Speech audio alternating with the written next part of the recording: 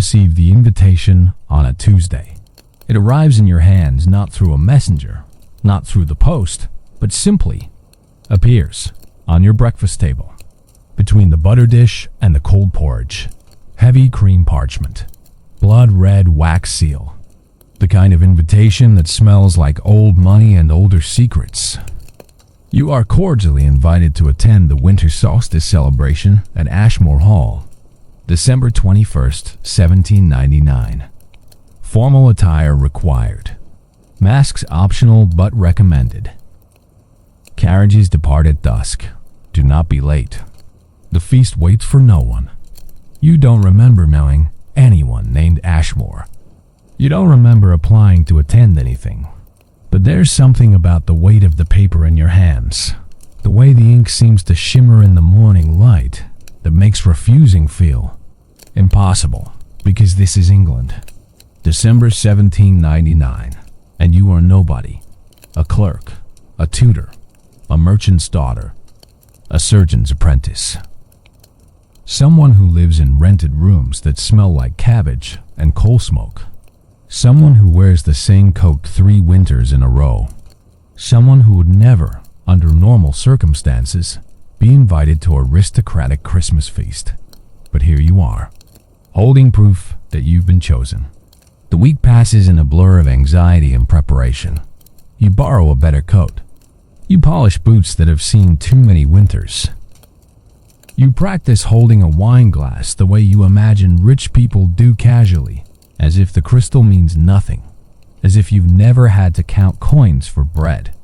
December 21st arrives with frost so thick it looks like the world has been dipped in sugar. The carriage comes at dusk, as promised. Black lacquer. 4 horses. A driver whose face you never quite see. You climb inside and find yourself sharing the space with 3 others. A woman in green silk who won't meet your eyes.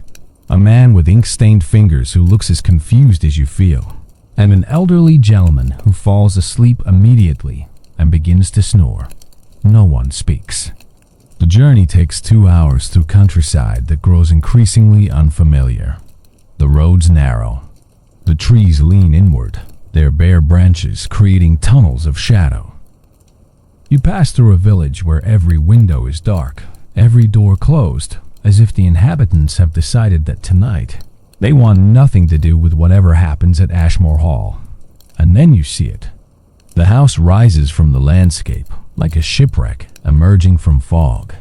3 stories of gray stone, windows blazing with candlelight, chimneys pumping smoke into the winter sky. It's beautiful in the way the predators are beautiful, all elegant lines and hidden teeth. You exit the carriage. Your feet crunch on gravel. The air tastes like snow and something else.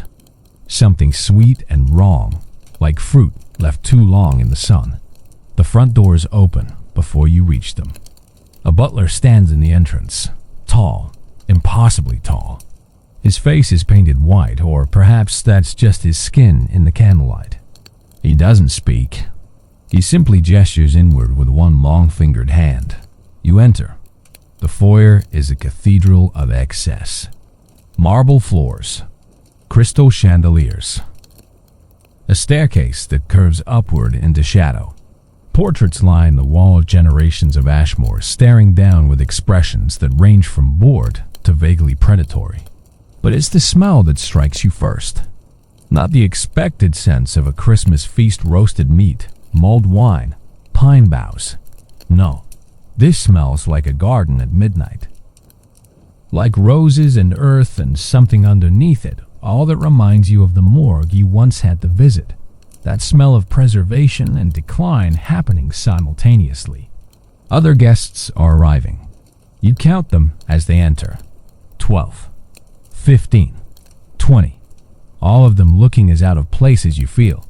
All of them clutching invitations identical to yours. All of them glancing around with the same question in their eyes. Why are we here?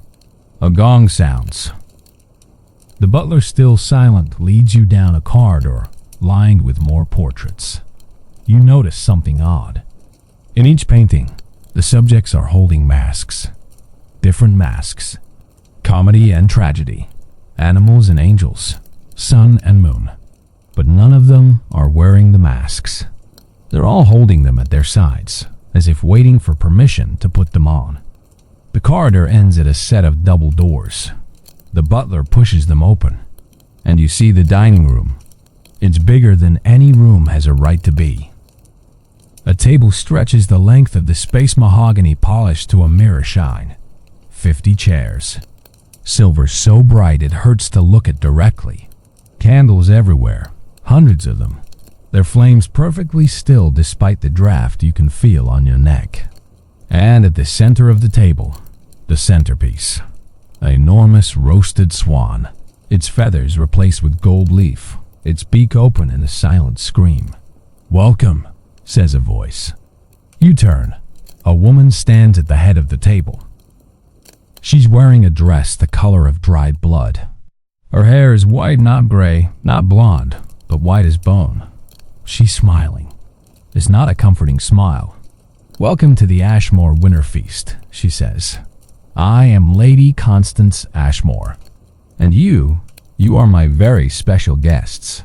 Her eyes scan the room, landing on each face, memorizing, claiming. "Tonight," she continues, "we celebrate the longest night of the year.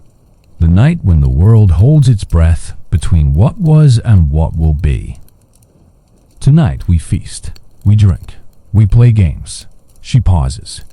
"And perhaps, if you're fortunate, you'll leave here as yourselves." The doors behind you close. Locked. You hear it distinctly. The sound of iron sliding into place. Lady Constance's smile widens. "Please," she says, gesturing to the table. "Take your seats." The first course is about to be served. You look at the other guests. In their eyes you see your own rising panic reflected back. But what choice do you have? The doors are locked. The windows are too high. And somewhere deep in your gut, you know that refusing this woman's hospitality would be far more dangerous than accepting it. You sit. The moment you do, servants appear from nowhere. At least, you never saw them enter. They're all wearing white masks, completely blank. No features at all. They begin to pour wine into glasses. Dark red, almost black. It doesn't quite move like wine should. Lady Constance raises her glass. "A toast," she says, "to transformation. To truth. To discovering who we really are when the masks come off." Everyone drinks. You drink. The wine tastes like winter. Like frost and iron and something that makes your tongue go slightly numb. And then you notice something that makes your blood go cold. The portraits on the walls. They've changed. If this feels too real, subscribe before it gets worse. Because trust me, it does. The servants return carrying silver platters. Each platter is covered with an ornate domed sterling silver engraved with patterns that seem to shift when you're not looking directly at them. Spirals and eyes and things that might be flowers or might be something else entirely. The servants move in perfect synchronization, placing one platter before each guest. 20 platters, 20 domes, 20 mysteries. You count the servants as they work. 7 of them. All identical in their blank white masks. All moving with the same fluid grace. You try to catch one's eye through the mask impossible. Of course, but you get the distinct impression that there's nothing behind those masks. No eyes, no face. Just nothing. Lady Constance remains standing at the head of the table. She hasn't touched her wine. She's simply watching. Her white hair catches the candlelight and throws it back in sharp edges. Behind her, a portrait has definitely changed. You're certain the man in the frame was holding a riding crop before. Now he's holding a knife, a long one. And is he closer to the edge of the canvas than he was before? The first course, Lady Constance announces, is a test of honesty. She nods. The servants lift all 20 domes simultaneously. You look down at your plate. It's a mirror. Not a reflection on china.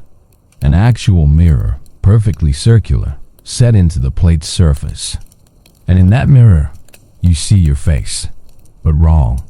The features are yours. The eyes, the nose, the mouth. But the expression isn't. Your reflection is smiling. You're not smiling. Your reflection looks confident, relaxed, entitled to be here. You feel like you're about to vomit from anxiety. What you see, Lady Constance says, is what you pretend to be, what you show the world. The mask you wear even when you think you're not wearing one. Around the table, reactions vary. The woman in green silk gasps. The ink-stained man laughs a short, bitter sound. The elderly gentleman who slept in the carriage stares into his mirror with an expression of profound sadness. One guest, a young man in an ill-fitting coat, throws his napkin over his plate as if covering a corpse. Why? Someone asks. A woman, mid-30s, plain dress, practical boots. Why are we here? Lady Constance tilts her head. Because you were invited. Because you said yes. Because at some point in your life, you wore a mask so convincing that it caught my attention. I don't wear masks, the woman protests. I'm a governess. I teach children. I live simply. You, Lady Constance interrupts, pointing one long finger. Tell your employers you love their children. You read to them. You wipe their tears. You smile when they hug you. And every night, alone in your room, you fantasize about boarding a ship and disappearing into some foreign country where no one knows your name and you never have to pretend to care about another spoiled child again. Silence. The governess goes white. How did you? The mirrors don't lie, Miss Pemberton. Unlike us, Lady Constance begins to walk around the table. Slowly. Her dress trails behind her like spilled wine. You, she says, stopping behind the ink-stained man. Mr. Davies, clerk by day. But at night you write poetry. Terrible, melodramatic poetry about death and ravens and lost love. You show it to no one. You pretend to be practical and boring. But inside you fancy yourself the next Byron. The man's hands clench into fists. And you, Lady Constance, continues, moving to a heavy-set gentleman in expensive but outdated clothing. Lord Pemberton. Yes, I see the surprise. You thought your title would protect you here. You wear the mask of respectability. Old money. But the money's gone, isn't it? Gambled away. Your estate is mortgaged. Your servants are unpaid. You're one bad season away from debtor's prison, but you still show up at balls and banquets pretending everything is fine. Lord Pemberton doesn't respond. He's staring into his mirror plate with the expression of a man watching his own execution. She continues around the table. Each guest receives their revelation. The merchant who cheats his customers while donating to charity. The widow who mourns her husband in public while celebrating her freedom in private. The young doctor who treats the poor for free but secretly despises them for their ignorance and dirt. Every secret, every hidden thought, every mask. When she reaches you, she stops. You can feel her presence behind you like cold water down your spine. And you, she says softly, you don't want to hear this. You want to stand up, run to the doors, break through them if necessary. But you can't move. Your body has decided that staying perfectly still is the only way to survive. You pretend to be content, Lady Constance says. Content with your small life, your small room, your small ambitions. You tell yourself you're practical, reasonable. That wanting more would be greedy. But every day, walking past the houses of people born into wealth, you imagine burning them down. Not literally, of course. But in your mind, you watch them burn. You watch their comfortable lives turn to ash. And you smile. Your heart hammers against your ribs. She's right. She's absolutely right.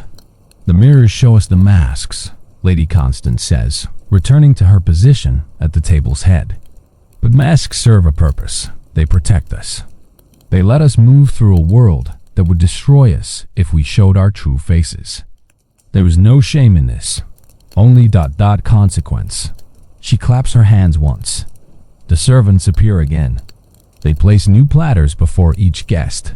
These ones contain actual food. The first course proper. Oysters on ice. Each shell containing a pearl gray body that glistens in the candlelight. Beautiful. Obscene. Eat, Lady Constance commands. You'll need your strength. No one moves. I said eat. Her voice hasn't changed volume, but something in it makes everyone reach for their forks simultaneously. You lift an oyster to your mouth. It slides down your throat cold and alive, and tasting like the sea at midnight. Wrong season for oysters. Wrong everything. But you swallow, and another, and another. Around you, guests eat in silence. The only sound is silver on china and the wet noise of swallowing. You finish your oysters. Servants clear the plates. The mirror plates go with them, carried away like evidence from a crime scene. You're relieved until you notice something. The wine glasses are being refilled. That same wrong wine. But this time, when the servant pours yours, you see something in the bottle. Something floating. It's small. Pale. It looks like a finger. A child's finger. Preserved in wine like a scientific specimen. You look up sharply. The servant's blank mask tilts toward you. Questioning. Mocking. You can't tell. You don't mention the finger. Neither does anyone else. Maybe they saw it too. Maybe they're all just as terrified as you are. Maybe mentioning it would make it real in a way that silence allows you to deny. Lady Constance raises her glass again. To masks, she says, and to the faces beneath them. Everyone drinks. The wine tastes different this time. Sweeter. Thicker. It coats your throat like honey mixed with rust. And then the strangest thing happens. The candles flicker. All of them, simultaneously. For just a moment, the room goes dark. When the light returns, something has changed. You look across the table at the governess, Miss Pemberton, but the face you see isn't hers. It's older, harder, a different woman, entirely someone you've never seen before. She's wearing Miss Pemberton's dress, sitting in Miss Pemberton's chair. But she's not Miss Pemberton. You blink. The face shifts back. Miss Pemberton again, looking just as confused as you feel. Around the table, other guests are experiencing the same thing, glancing at each other, doing double takes, rubbing their eyes. The ink-stained man's face keeps flickering, now young, now old, now something in between. Lord Pemberton's features slide and rearrange themselves like cards being shuffled. What's happening? Someone whispers. Lady Constance smiles. The second course, she says, is about to begin. The doors at the far end of the dining room open. Not the doors you entered through. Different ones. Older looking. The wood is dark with age and what might be water damage or might be blood. It's hard to tell in this light. Through those doors comes music. A violin, playing something that sounds almost like a Christmas carol, but wrong. The melody keeps sliding off key, then correcting itself, then sliding again. It's making your teeth ache. Please, Lady Constance gestures toward the open doors. Join me in the ballroom. The feast is just beginning. No one wants to move. But the alternative staying in this dining room with the changing faces and the wrong wine and the portraits that definitely keep moving seems worse. You stand. Everyone stands. And you follow Lady Constance toward the music. The ballroom is impossible. That's the first thing you understand as you step through the doorway. The space is too large for the house that contains it. You entered Ashmore Hall. You saw its dimensions from outside 3 stories. Yes, but normal 3 stories. You unscaled 3 stories. The ballroom before you now is a cathedral, a cavern, a space that seems to fold reality into corners that shouldn't exist. The ceiling arches upward into shadow. You can't see the top, can't even estimate the height. Chandeliers float in the darkness overhead like captured stars, dozens of them, maybe hundreds, their crystals chiming softly even though there's no wind. The walls are covered in mirrors, floor to ceiling, every surface reflecting and re-reflecting until you can't tell which image is original and which is copy. The floor is black marble veined with gold. It gleams like wet ink, and at the center of the room, a string quartet plays that wrong, sliding music. 4 musicians in formal dress. Their faces are covered with Venetian masks, white ornate, decorated with gold leaf and black ribbons. They play with inhuman precision. Their bows move in perfect synchronization. The violin, the viola, the 2 cellos, creating harmony that sounds like beauty having a nightmare. "Welcome," Lady Constance says, "to the heart of Ashmore Hall." She walks to the center of the ballroom. Her blood-red dress trails across the black marble, and for a moment, you could swear it leaves actual stains behind. But when you look again, the floor is pristine. The other guests cluster together near the entrance. Safety in numbers. The governess stands next to you, and you notice her hands are shaking. Everyone's hands are shaking, except Lord Pemberton, who's adopted an expression of forced calm, the look of a man who has decided that if he's going to die, he'll die with dignity. "The second course," Lady Constance announces, "requires participation." She claps her hands twice. The masked servants appear emerging from between the mirrors, as if they've been standing in the reflections all along. Each servant carries a silver tray. On each tray, a mask. Not the blank white masks the servants wear. These are different, elaborate, each one unique. Animals and angels and abstractions. A fox with emerald eyes. A sun with rays like knives. A raven made of black feathers. A moon dripping silver tears. Comedy and tragedy. Beauty and horror. Masks that look like they cost more than you'll earn in a lifetime. The servants move through the group, offering masks. You watch as the governess receives a butterfly delicate purple, its wings spangled with amethysts. Mr. Davies, the ink-stained poet clerk, gets a skull decorated with roses. Lord Pemberton receives a crown of thorns rendered in gold wire.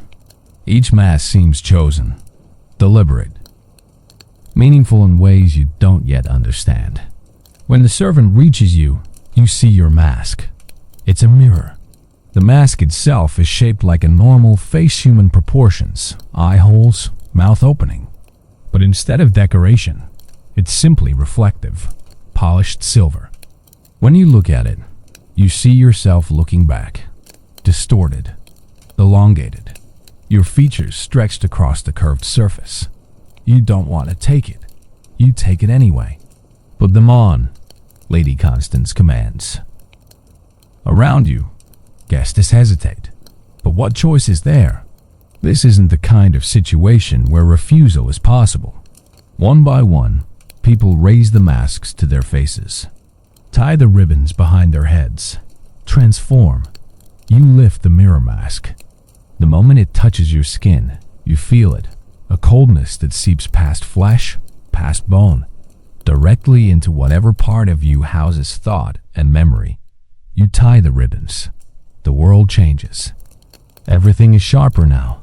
Colors more vivid. Sounds more distinct. The music resolves from discord into something almost beautiful. The chandelier's light becomes warm instead of harsh. And when you look around at the other guests, you see them clearly for the first time. The governess isn't wearing the butterfly mask anymore. She is the butterfly. Her body has shifted, elongated, transformed. Purple wings extend from her shoulders. Her eyes are compound fractured into 1,000 tiny reflections. She's beautiful and terrible, and still somehow Miss Pemberton underneath it all. Mr. Davies has become the skull, his skin paper white, roses growing from his eye sockets. He moves with a strange new grace, as if death has made him comfortable in ways life never did.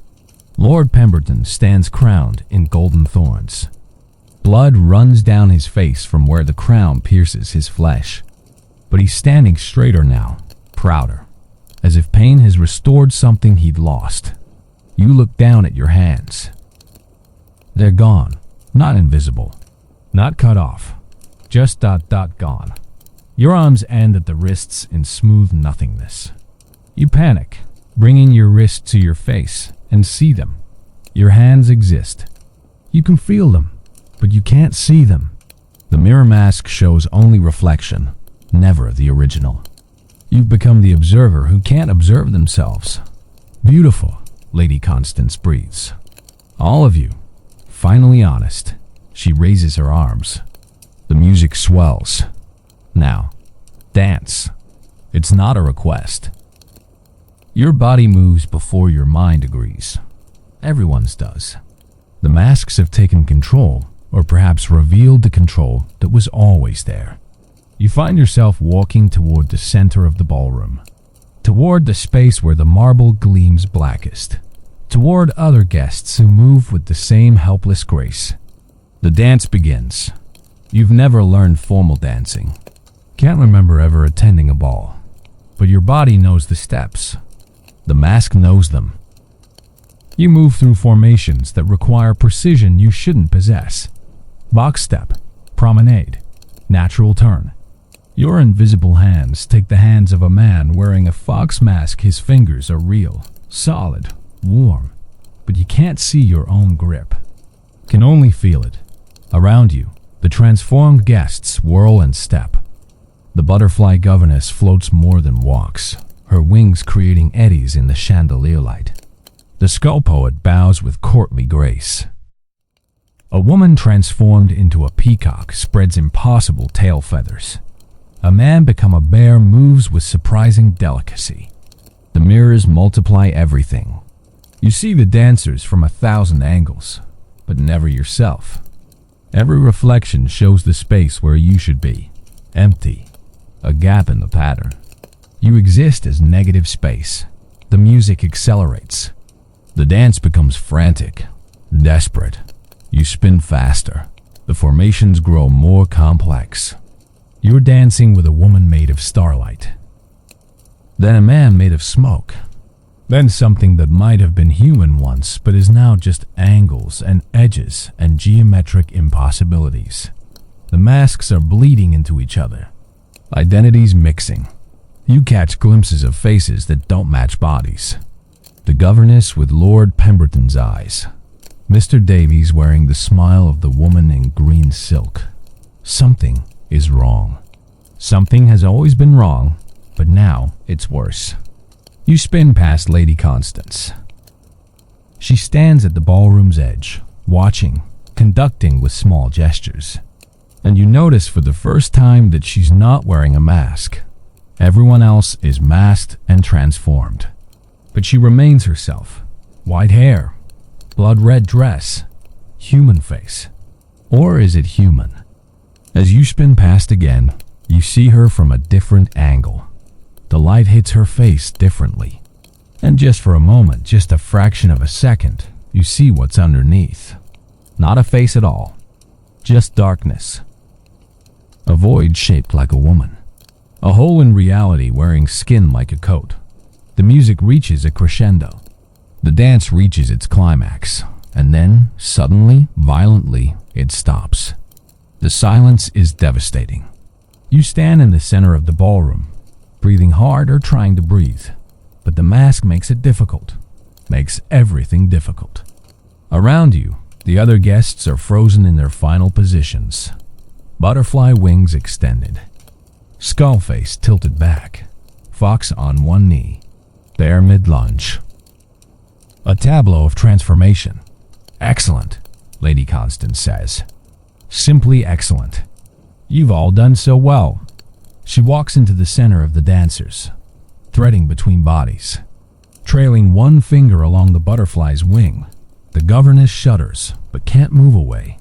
The second course, Lady Constance continues, was about becoming, letting the mask show what you hide. The poet who pretends to be practical becomes death and beauty. The lord who pretends to suffer becomes suffering itself. The governess who pretends to be light and gentle becomes something that was never meant to be caged. And you, she stops before you, stares into your mirror mask, sees herself reflected there, her white hair, her red dress, her almost human face. You become nothing, she says softly. The observer who can't be observed. The reflection that has no source. How appropriate. How terribly sad. She reaches toward your mask. You want to flinch away. Can't. Her fingers touch the mirror surface. And the ballroom shatters. Not literally. The space remains intact, but your perception of it fractures. Suddenly, you're seeing the room from multiple perspectives simultaneously. Through your eyes, through the mirrors, through the masks of every other guest. You are the governess, looking at where you stand. You are Lord Pemberton, seeing your missing hands. You are the fox, the bear, the skull, the moon. You are all of them, and none of them, and yourself scattered across 20 different viewpoints. Identity dissolves. You don't know which thoughts are yours, which memories belong to your life. You remember being a governess in Sussex, a clerk in London, a lord losing money, a child learning to read, an old woman dying, a young man falling in love, all of it simultaneously, all of it equally real and equally false. This is what Lady Constance wanted. This is the feast. Not food, not wine, but identity itself, consumed, shared, redistributed. The masks don't hide. They reveal how fluid the self truly is. How easily one person could be another. How the boundaries between you and them are just stories we tell ourselves to make loneliness bearable. You're drowning in other people's lives. And just when you think you'll disappear entirely, dissolve into the collective consciousness of 20 masked guests, Lady Constance claps her hands. The perspectives snap back, violently. Painfully, you are yourself again. Only yourself. The horrible relief of singular consciousness. The masks fall. All of them, simultaneously. The ribbons untie themselves. The masks drop to the marble floor with 20 distinct clicks. You blink. Look around. Everyone is human again. Normal. Exhausted. Terrified. But human. Well done, Lady Constance says. The second course is complete. She smiles. Shall we return to the dining room? The third course is waiting. And I promise it gets stranger. The walk back to the dining room feels longer than it should. The corridor stretches. The portraits on the walls have definitely changed subjects in different positions, wearing different clothes, holding different objects. One painting shows a young woman who wasn't there before. She's wearing your face, not similar to your face.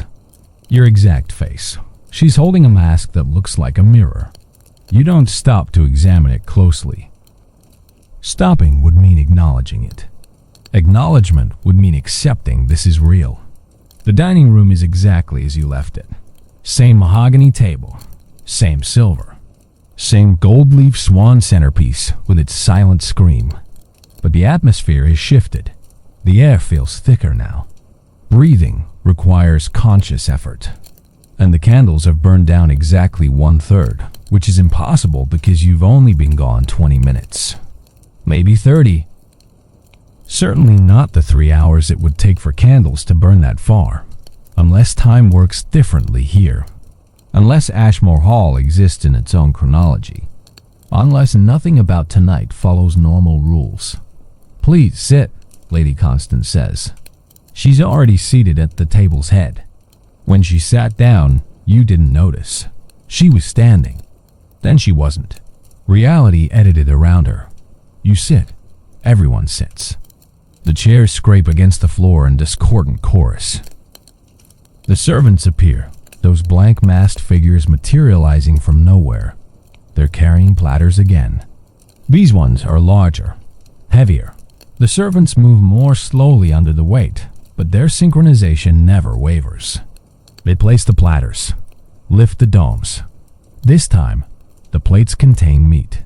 You're not sure what kind. The flesh is pale, almost translucent, sliced thin, arranged in roses on white porcelain, garnished with something green that might be herbs or might be moss. A thin sauce pools around the meat clear with an oily sheen. Rainbow colors swirl in it like gasoline on water. The third course, Lady Constance says, is about consumption. No one moves to eat. You're afraid, she observes. How delightful. But let me ask you something. How many meals have you eaten in your life without knowing what you consumed? How many times has meat been served and you simply trusted it was what the menu claimed? Beef, mutton, pork, chicken, venison. You put it in your mouth. You swallowed. You never questioned, never verified, just trusted. She's right, of course. You've eaten at coaching inns where you couldn't identify half of what was in the stew. You've accepted food from employers, from friends, from street vendors. You've always trusted. Had to trust, because suspicion would mean starving. This meat, Lady Constance continues, is no different. It came from a living creature. It was prepared with care. It's perfectly safe to eat. I promise you that. What I won't promise is that you'll enjoy what it is. Around the table, faces display varying degrees of horror and curiosity. Lord Pemberton has gone gray. The governess is staring at her plate like it contains poison. But Mr. Davies, the poet clerk, is smiling. A small, mad smile. He's curious. The skull mask revealed his death obsession. Now he wants to know where curiosity leads. I'll eat first, Mr. Davies says. His voice is different than before. Stronger. The ballroom transformation left traces. He picks up his fork and knife, cuts a piece of the pale meat, lifts it to his mouth, chews, swallows. Everyone watches, waiting for him to collapse, to vomit, to transform into something worse than the skull thing he became. Nothing happens. He takes another bite. It's good, he says, surprised. Actually good. Delicate. Slightly sweet. Like veal, but softer. That breaks the tension. If it hasn't killed the clerk, it probably won't kill anyone. The logic is flawed, but human. One by one, guests pick up their utensils, begin to eat. You cut a piece. The meat separates easily. Too easily. You lift it to your mouth. Place it on your tongue. Mr. Davies was right. It's delicious. The flavor is subtle, complex. It melts without requiring much chewing. The sauce adds a citrus note. Lemon, maybe. Or something like lemon, but not quite. You swallow. Cut another piece. The taste is addictive. You find yourself eating faster, needing more of that delicate sweetness. Around you, similar scenes. Guests devouring the pale meat. Sauce on chins. Some eating with hands now, forgetting manners in favor of speed. The elderly gentleman who slept in the carriage is crying as he eats. Tears running down his face. But he doesn't stop. Can't stop. You finish your portion. Your plate is clean, except for smears of that rainbow sauce. You feel satisfied in a way that's almost uncomfortable. Full, but not heavy. Energized. Wrong. Lady Constance stands. Now, she says, "Shall I tell you what you ate?" "No," the governess whispers. "Please no. You ate memory," Lady Constance says. Silence. Specifically, you ate memories of innocence, childhood joys, moments before disappointment, before understanding. That Christmas morning when you believed in magic. That summer day when you thought your parents would live forever. That first friendship that hadn't yet been betrayed. All those small, perfect moments that exist in your past like pressed flowers. Fragile, preserved, never to be experienced again except in recollection. She walks around the table. And now you've consumed them, taken them out of memory and made them flesh. They're gone. Not forgotten, worse than forgotten. Eaten, digested, destroyed in the most intimate way possible. You try to remember. Try to recall that Christmas morning she mentioned. The one where you believed in magic. You know it happened. You know, you were 5 years old. You know, there was a wooden horse, a toy carved by your father. But you can't feel it anymore. Can't access the emotion attached to the memory. It's information now. Data, not experience. Around the table, faces show dawning horror. People reaching for memories that aren't there. Not erased. Worse. Consumed. Made into something else. Why? Lord Pemberton demands. His voice cracks. Why would you do this? Because you invited yourselves, Lady Constance says. Every person at this table received an invitation, and every person said yes. Even though you didn't know me, even though you knew something was wrong. You came anyway, because you were curious, because you were bored, because your life is so small and gray that even the possibility of danger seemed preferable to another evening alone in your rooms. She's right. You know, she's right. You could have burned the invitation, could have stayed home, could have chosen safety over mystery, but you didn't. None of you did. The feast, Lady Constance continues, is about choice. Every course you eat is something you chose to consume. I forced nothing, coerced nothing. You put the fork in your mouth. You swallowed. You destroyed your own innocence because it tasted good. The servants appear again. More platters. The fourth course. No, someone says. A woman you hadn't really noticed until now. Mid-40s, work-worn hands, simple dress. No more. I won't eat anything else. Then don't, Lady Constance says. The doors are unlocked now. You can leave at any time. Walk out. Find your carriage. Return to your life. The woman stands. Her chair scrapes backward. She looks around at the other guests, searching for allies, for someone else brave enough to refuse. No one moves. I'm leaving, she says. Her voice shakes but holds firm. This is madness. I don't care what happens. I won't, I can't.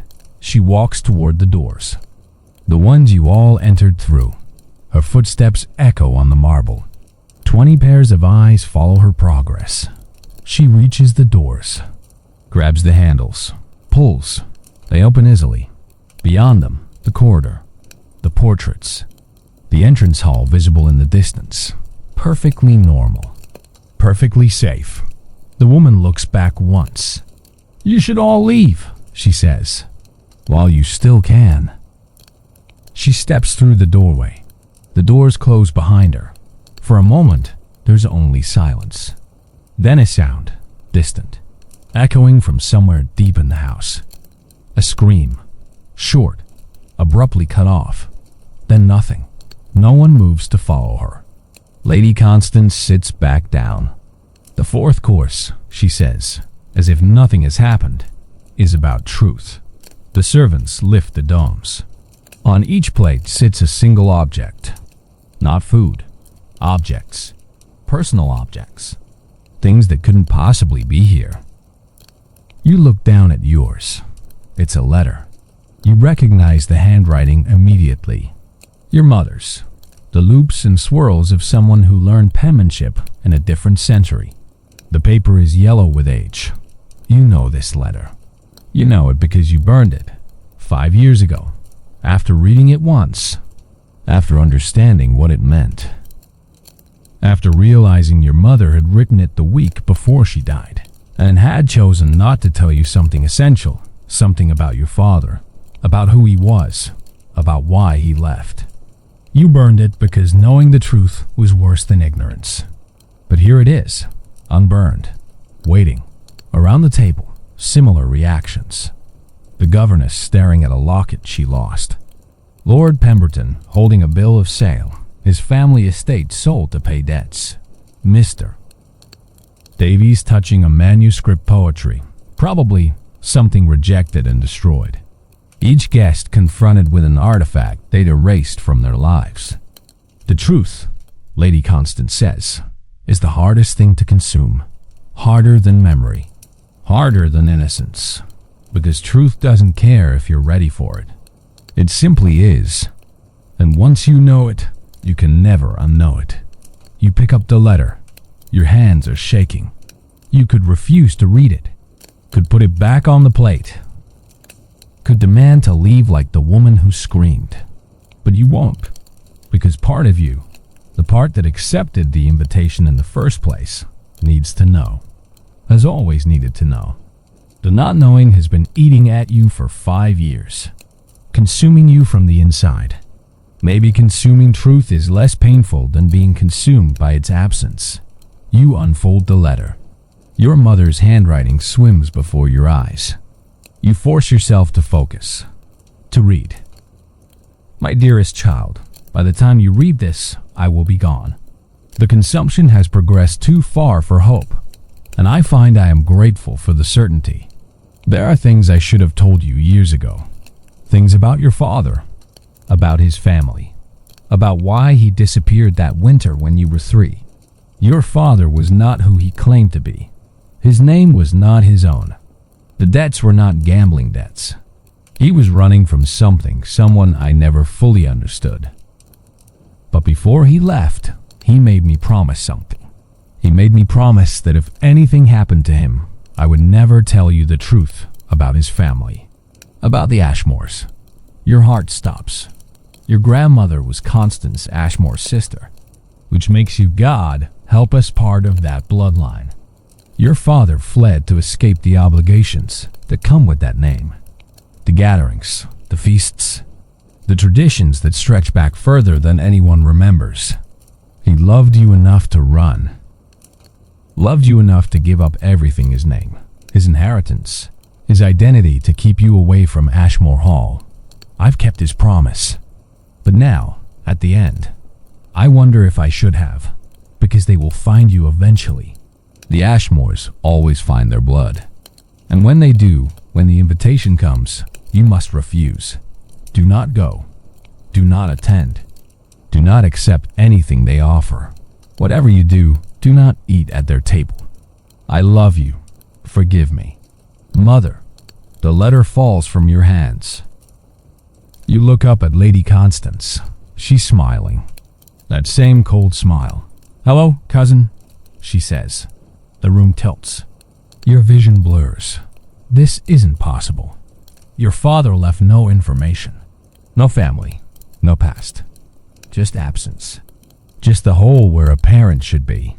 You've spent your entire life not knowing who you are, where you come from, why your father vanished. And now you know? You're an Ashmore. This house is your inheritance. This feast is your birthright.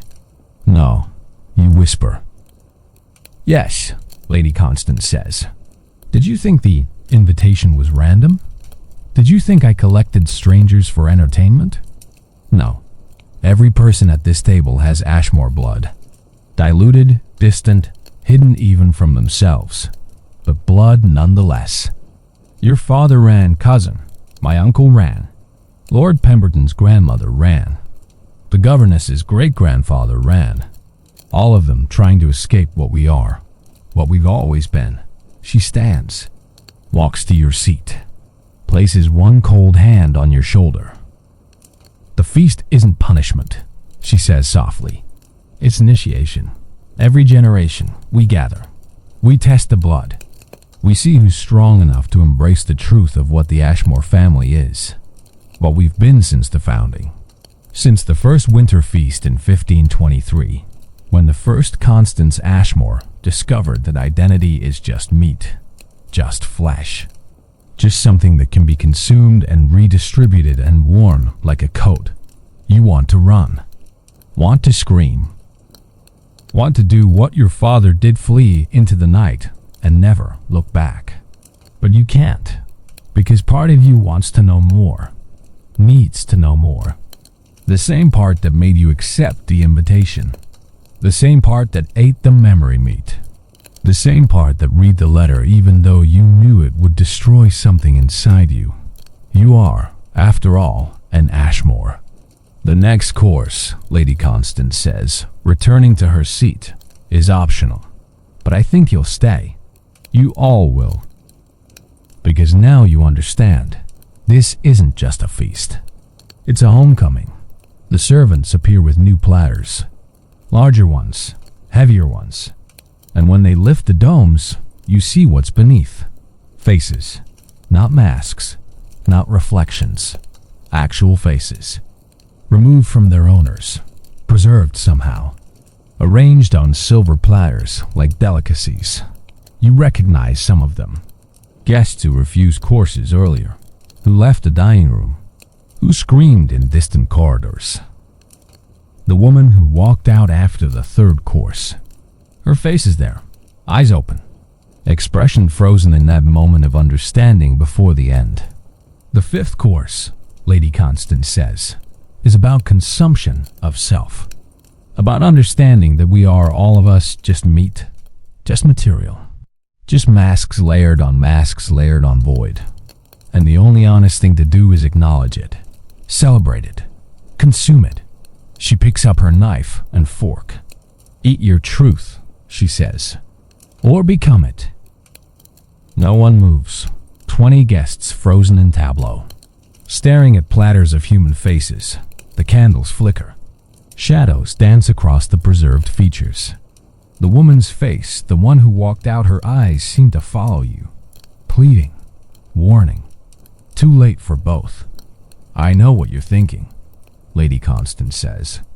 She hasn't touched her own plate. Of course she hasn't. You wonder if she ever eats. If whatever she's requires food in any conventional sense. You're thinking this is impossible, illegal, immoral, murder, cannibalism, monstrosity. She leans forward. The candlelight catches in her white hair. But let me tell you what you actually did. You ate memory. You destroyed innocence. You consumed truth. At what point does the method matter more than the act? Is eating someone's childhood joy less violent than eating their flesh? Is destroying who someone was less murder than destroying what they are? Lord Pemberton stands abruptly. This is insanity. We're leaving. All of us. Now. Sit down, cousin, Lady Constance says. Not a command. An observation. A statement of fact about what will happen. Lord Pemberton doesn't sit down. He turns toward the doors. Starts walking. Come with me, he calls back. Don't let her. He stops. His body goes rigid. He tries to move. Can't. His face contorts with effort. Veins stand out on his neck. But his feet remain planted on the marble floor as if he's grown roots. The blood binds, Lady Constance says. Once you enter Ashmore Hall. Once you eat at the table. Once you acknowledge what you are, the blood binds. You can't leave until the feast is finished. Until you've made your choice. What choice? The governess demands. Miss Pemberton, who loved other people's children and hated them simultaneously, who transformed into a butterfly and understood that her true self was something meant to float free of obligation, to continue or to refuse, Lady Constance says. To eat the fifth course or to become it, she gestures. Lord Pemberton suddenly can move again. He staggers, catches himself on the back of a chair, returns to his seat. Not because he wants to, because there's nowhere else to go. You said the doors were unlocked, you say. Your voice sounds strange, distant, like someone else is speaking with your mouth. Maybe they are. Maybe the Ashmore blood is waking up, rising to the surface, claiming what's always been yours. They are unlocked, Lady Constance confirms. But unlocked doesn't mean passable. Not for us, not for Ashmore's. We can't leave our own feast. That's the curse and the gift. We gather, we transform, we consume, we become, but we can't simply walk away. That requires a different kind of courage. She looks at the faces on the platters. These were the weak ones, the bloodline failures. Those who inherited just enough Ashmore to be dangerous, but not enough to be useful. They refused transformation, refused consumption, refused truth. So they became truth instead. Became the thing they feared most: just meat, just faces, just material for someone else's feast. Mr. Davies speaks. The poet clerk who became a skull. What happens if we eat? His voice is curious, academic. The horror has shifted into fascination. You recognize that shift. Feel it happening in yourself too. If you eat, Lady Constance says, you complete the initiation. You become full Ashmores. Part of the family indeed, as well as blood. You gain access to Ashmore Hall, to its resources, to its power, to its freedom. You can move between masks without losing yourself. Can consume identity without being consumed. Can walk through the world trying on faces like clothes. And if we refuse, Lady Constance smiles, you become the sixth course. Silence settles over the dining room like snow. You look down at the face on your plate. It's not the woman who left.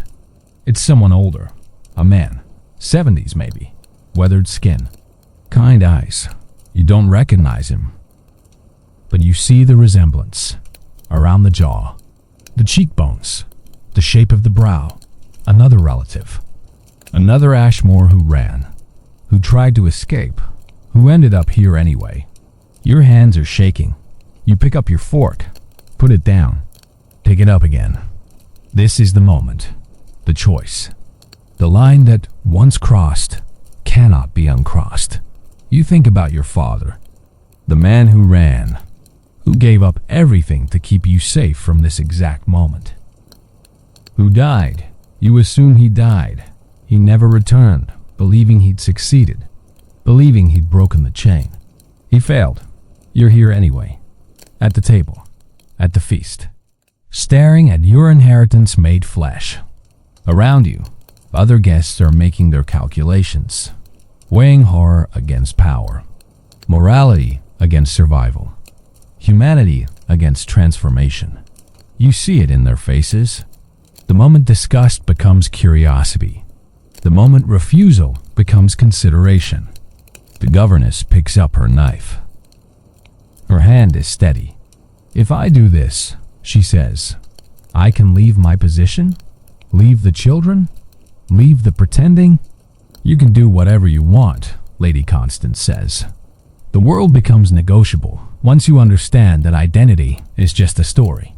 Just meat, just masks. The governess cuts into the face on her plate. The knife slides through preserved flesh like butter. She lifts a piece to her mouth, closes her eyes, eats. She swallows, opens her eyes, and smiles. A real smile.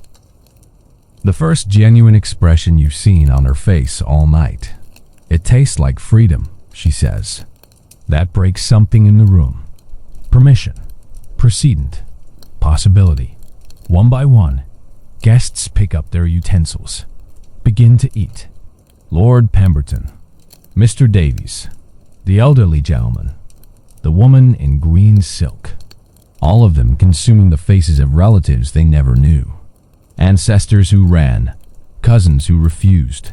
You watch them eat, watch their expressions change. The initial revulsion giving way to something else. Pleasure, relief, recognition. They're not being forced. They're choosing. That's the terrible truth. Lady Constance isn't making anyone do anything. She's simply showing them what they've always wanted and asking if they're brave enough or broken enough to take it. Your fork is still in your hand. The face is still on your plate. You think about your small life, your rented room, your borrowed coat, your careful invisibility. The way you've spent years pretending to be content with scraps, pretending not to notice how the world is built for people born into different circumstances, pretending that resentment isn't eating you alive from the inside. You think about the mirror mask, how it showed you as negative space, as absence, as the observer who can never observe themselves. Maybe that's the truth. Maybe you've never been real, never been solid, just a collection of reactions to other people's expectations. A mask without a face beneath it. Maybe consuming someone else's identity would give you something you've never had. Substance. You cut into the face. The preserved flesh separates easily. You can see the layers. Skin, fat, muscle. The architecture of expression. All the tiny structures that create the illusion of personhood. You lift the fork to your mouth. The meat touches your tongue. It tastes like your father. Not literally. You never knew your father well enough to know how he tasted. But somehow, impossibly, the flavor contains him. His memory, his love, his fear, his desperate hope that you'd escape this. All of it compressed into flesh, into food, into this moment of betrayal and inheritance. You swallow. The transformation begins immediately. Your body doesn't change, not externally. But internally, something shifts, settles, solidifies. That constant anxiety, the sense of being precarious, temporary, one disaster away from dissolution, it fades, replaced by certainty, by weight, by presence. You exist now in a way you never have before. The dining room sharpens, colors more vivid, sounds more distinct. You can hear individual candle flames crackling, can smell each guest's fear and excitement as separate scents, can feel the weight of the house around you, all its rooms and corridors and secrets pressing against your awareness. Ashmore Hall knows you now, recognizes you, claims you. You are home. You look up at Lady Constance. She's watching you with satisfaction, pride, even. "Welcome," she says, "to the family." You should feel horror, should feel disgust, should feel something other than this spreading warmth, this sense of rightness, this understanding that everything in your life has been leading to this moment. Every disappointment, every humiliation, every night spent hating yourself for wanting more than you were allowed to want. All of it preparation. All of it initiation. You pick up your knife again. Cut another piece. The second bite is easier than the first. The third easier still. By the fourth, you're not thinking about what you're eating anymore. Just enjoying the taste, the texture, the satisfaction of consumption. Around the table, all the guests who ate are changing. Subtle shifts. Posture straightening. Expressions clearing. Eyes brightening with understanding and possibility. They're becoming what they always were underneath the pretending. The masks of revealed truth. And truth, it turns out, is hungry. Only 3 guests haven't eaten. 2 women and a man. Mid-30s, all of them. Ordinary faces. Unremarkable lives.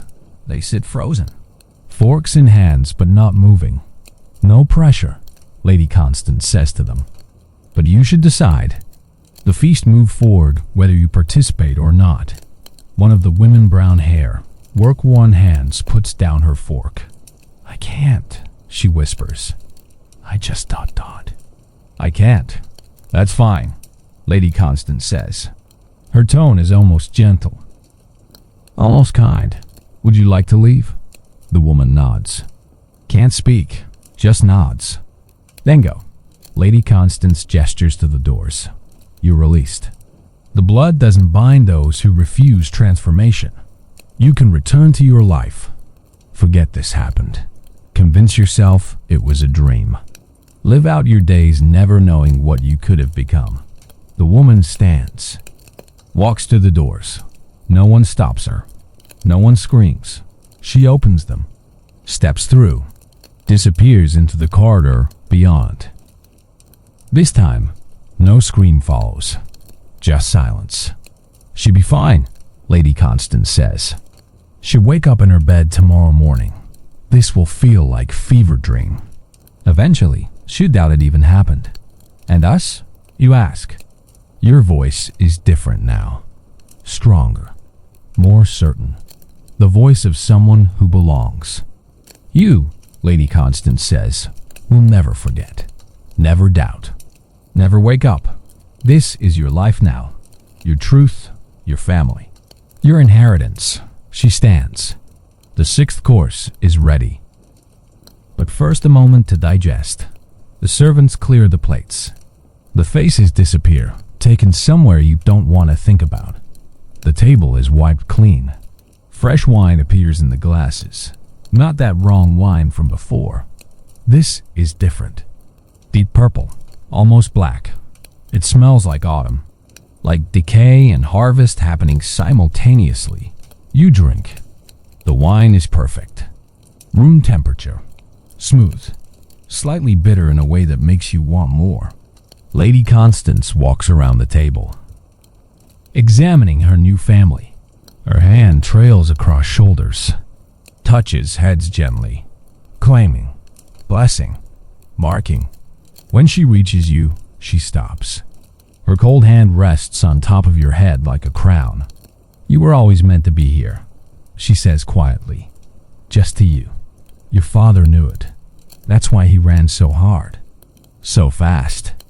He thought distance would break the call.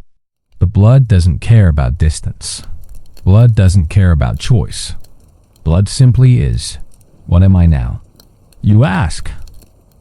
What you've always been," she says. "An Ashmore. The question isn't what you are. It's what you'll do with it." She moves on. The warmth of her hand lingers like a burn. You look around at the other transformed guests. They're talking now, quietly, comparing experiences. The governess is laughing, actually laughing for the first time all night.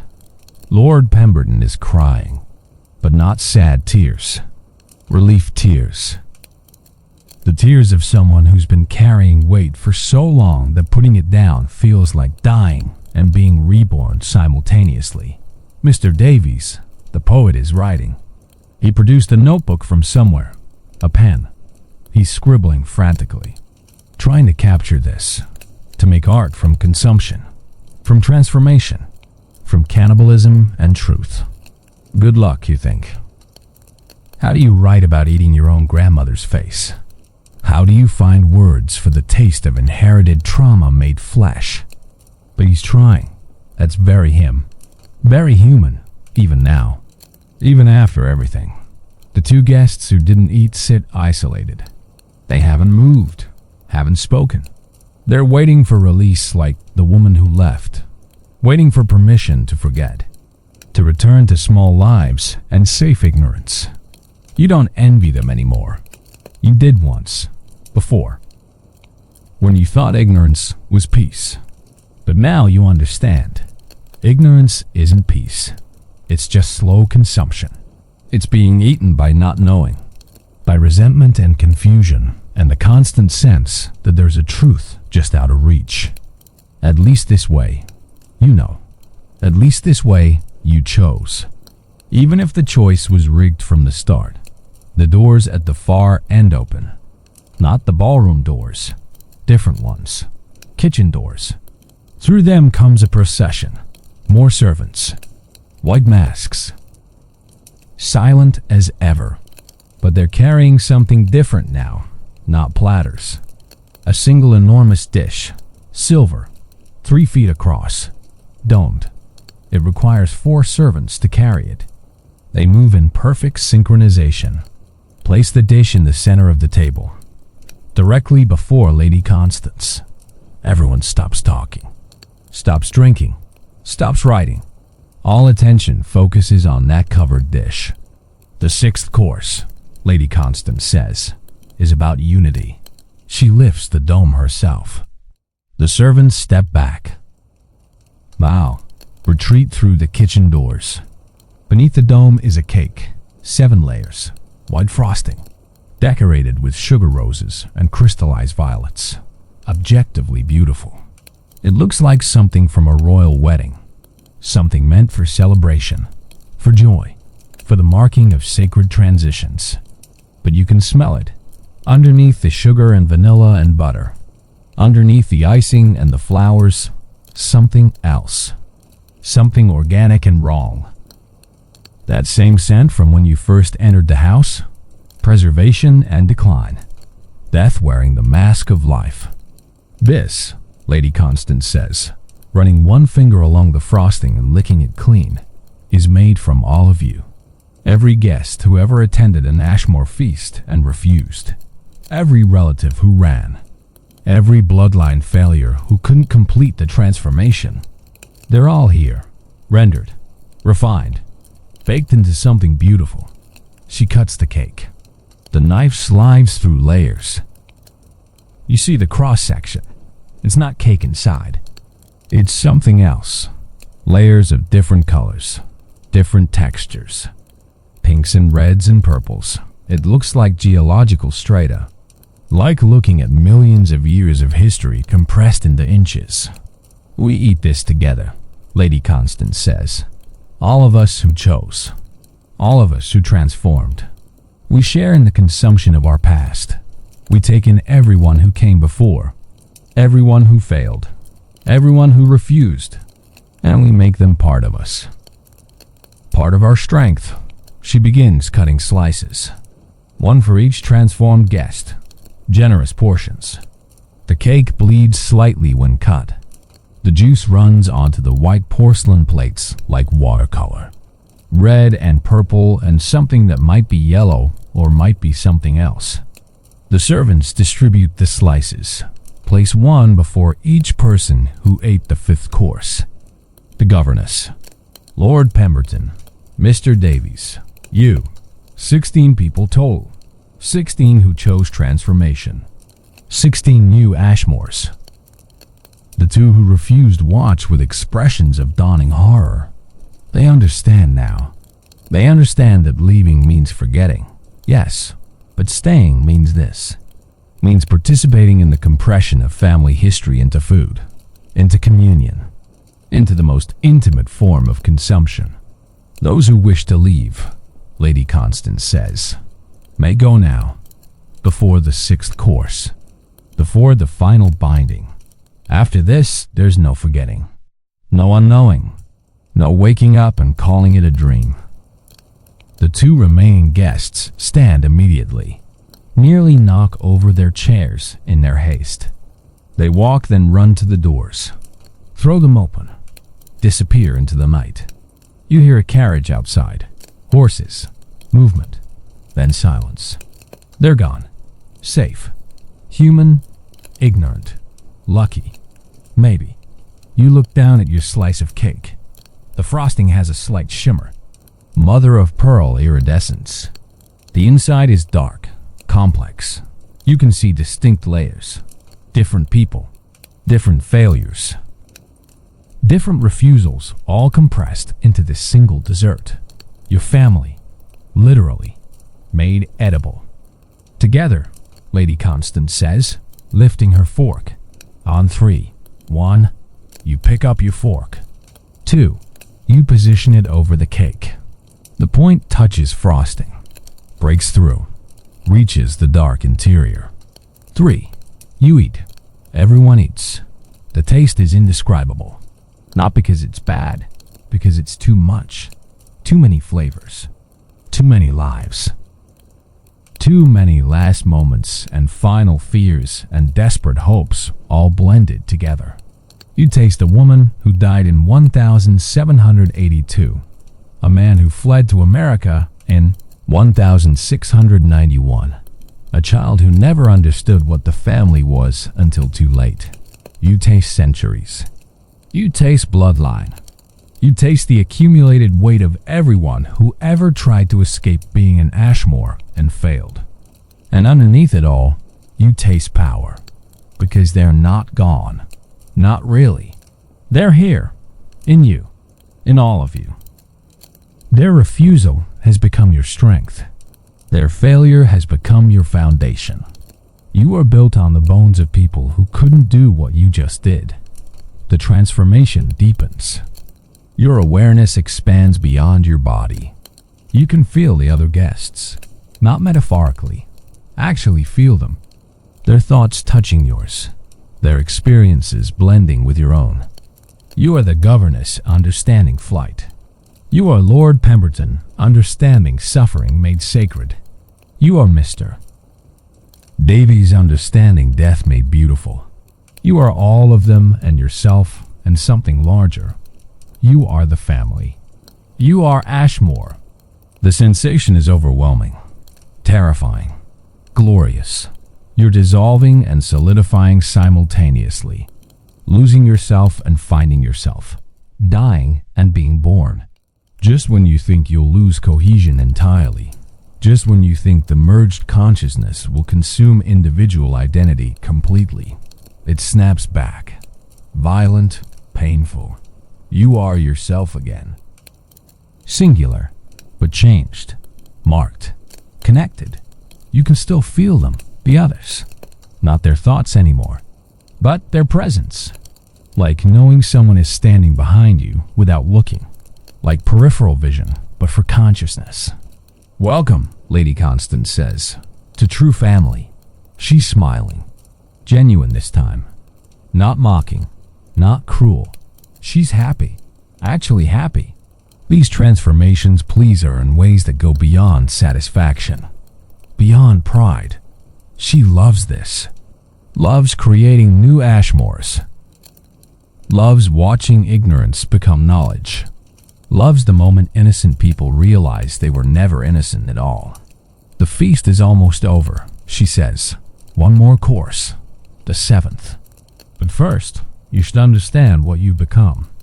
She walks to the windows, pulls back the heavy curtains. Outside, the night is absolute.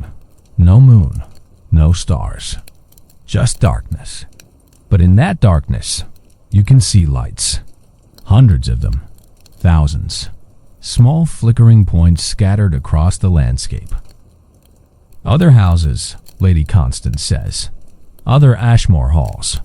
We're not unique. We're part of a network that stretches across the world. Every country. Every culture. Every bloodline has its version of us. Families that understand the truth of identity, of consumption, of transformation. She gestures broadly. You can visit them now. Walk through their doors. Attend their feasts. You are recognized everywhere. Part of something ancient and vast and unstoppable. Why? You ask. The question that's been building all night. Why do this? Why gather us? Why transform us? What's the purpose? Lady Constance turns back to face you. Her eyes catch the candlelight and reflect it back wrong. Too bright. Too cold. Because, she says simply, someone must remember. Someone must bear witness.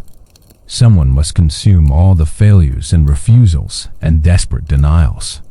Someone must transform suffering into strength. Someone must be strong enough to look at humanity honestly and not flinch.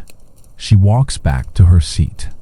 The world is full of people wearing masks, pretending, playing roles, lying about who they are and what they want.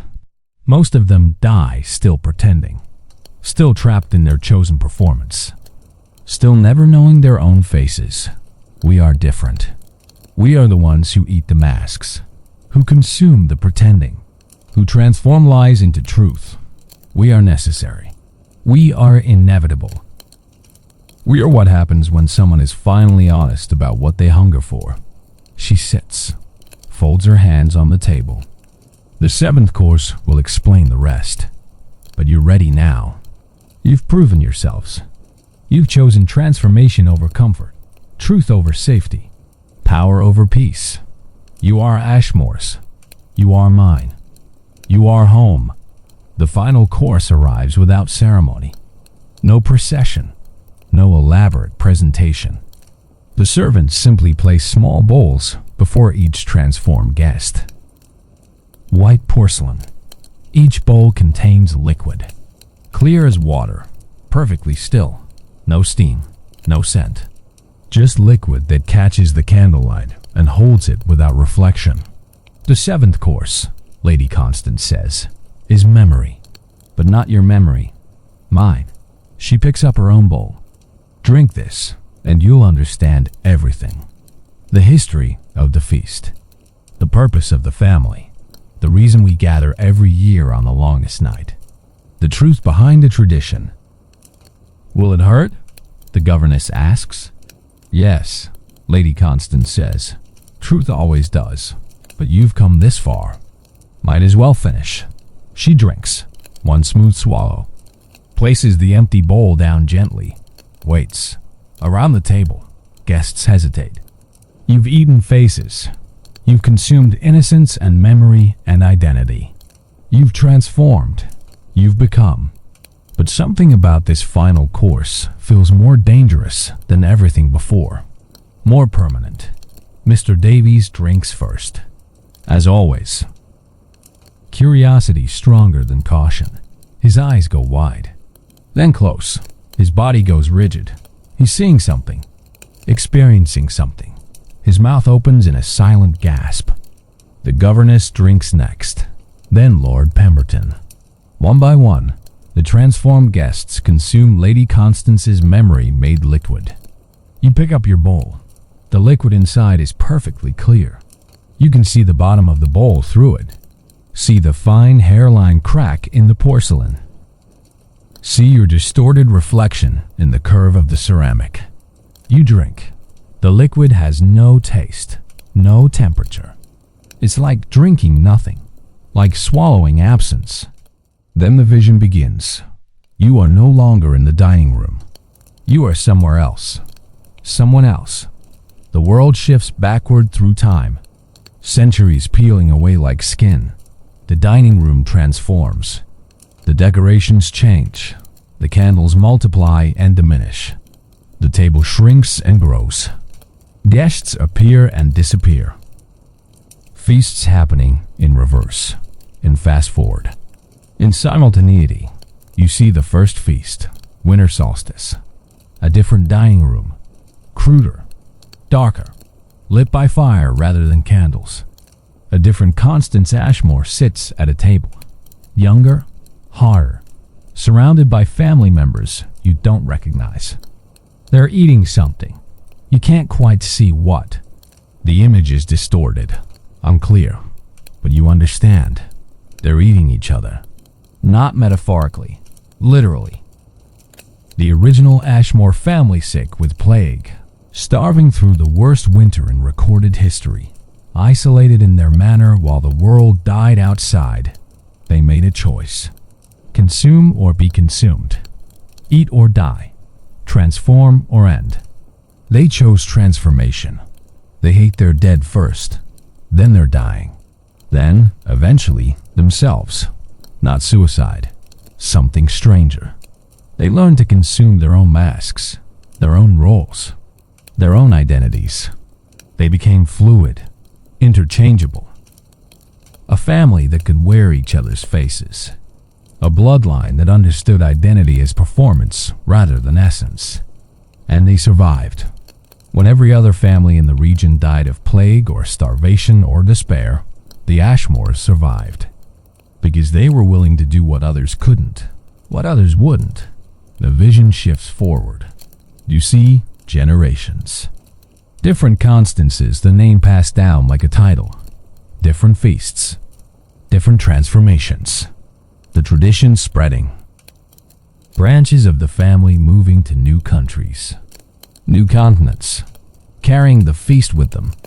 Teaching it to their children. Their grandchildren. Creating a network of families who understood the truth of consumption. You see your father, young, maybe 20, at a feast just like this one, facing the same choices, the same transformations, and you see him refuse, see him run, see him try to break the bloodline, try to save you from this. He failed. Of course he failed. Blood calls blood. Hunger calls hunger.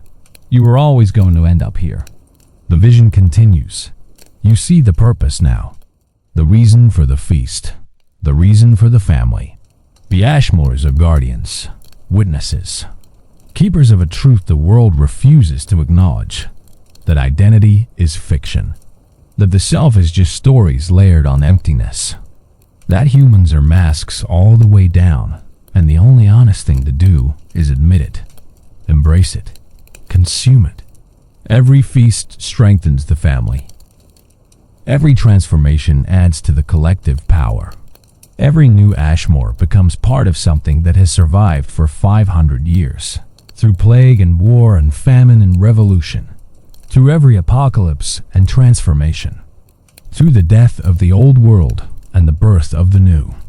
You are part of that now, part of that endurance, part of that terrible truth. The vision ends abruptly. You're back in the dining room. Present time. Your bowl is empty. Your hands are shaking.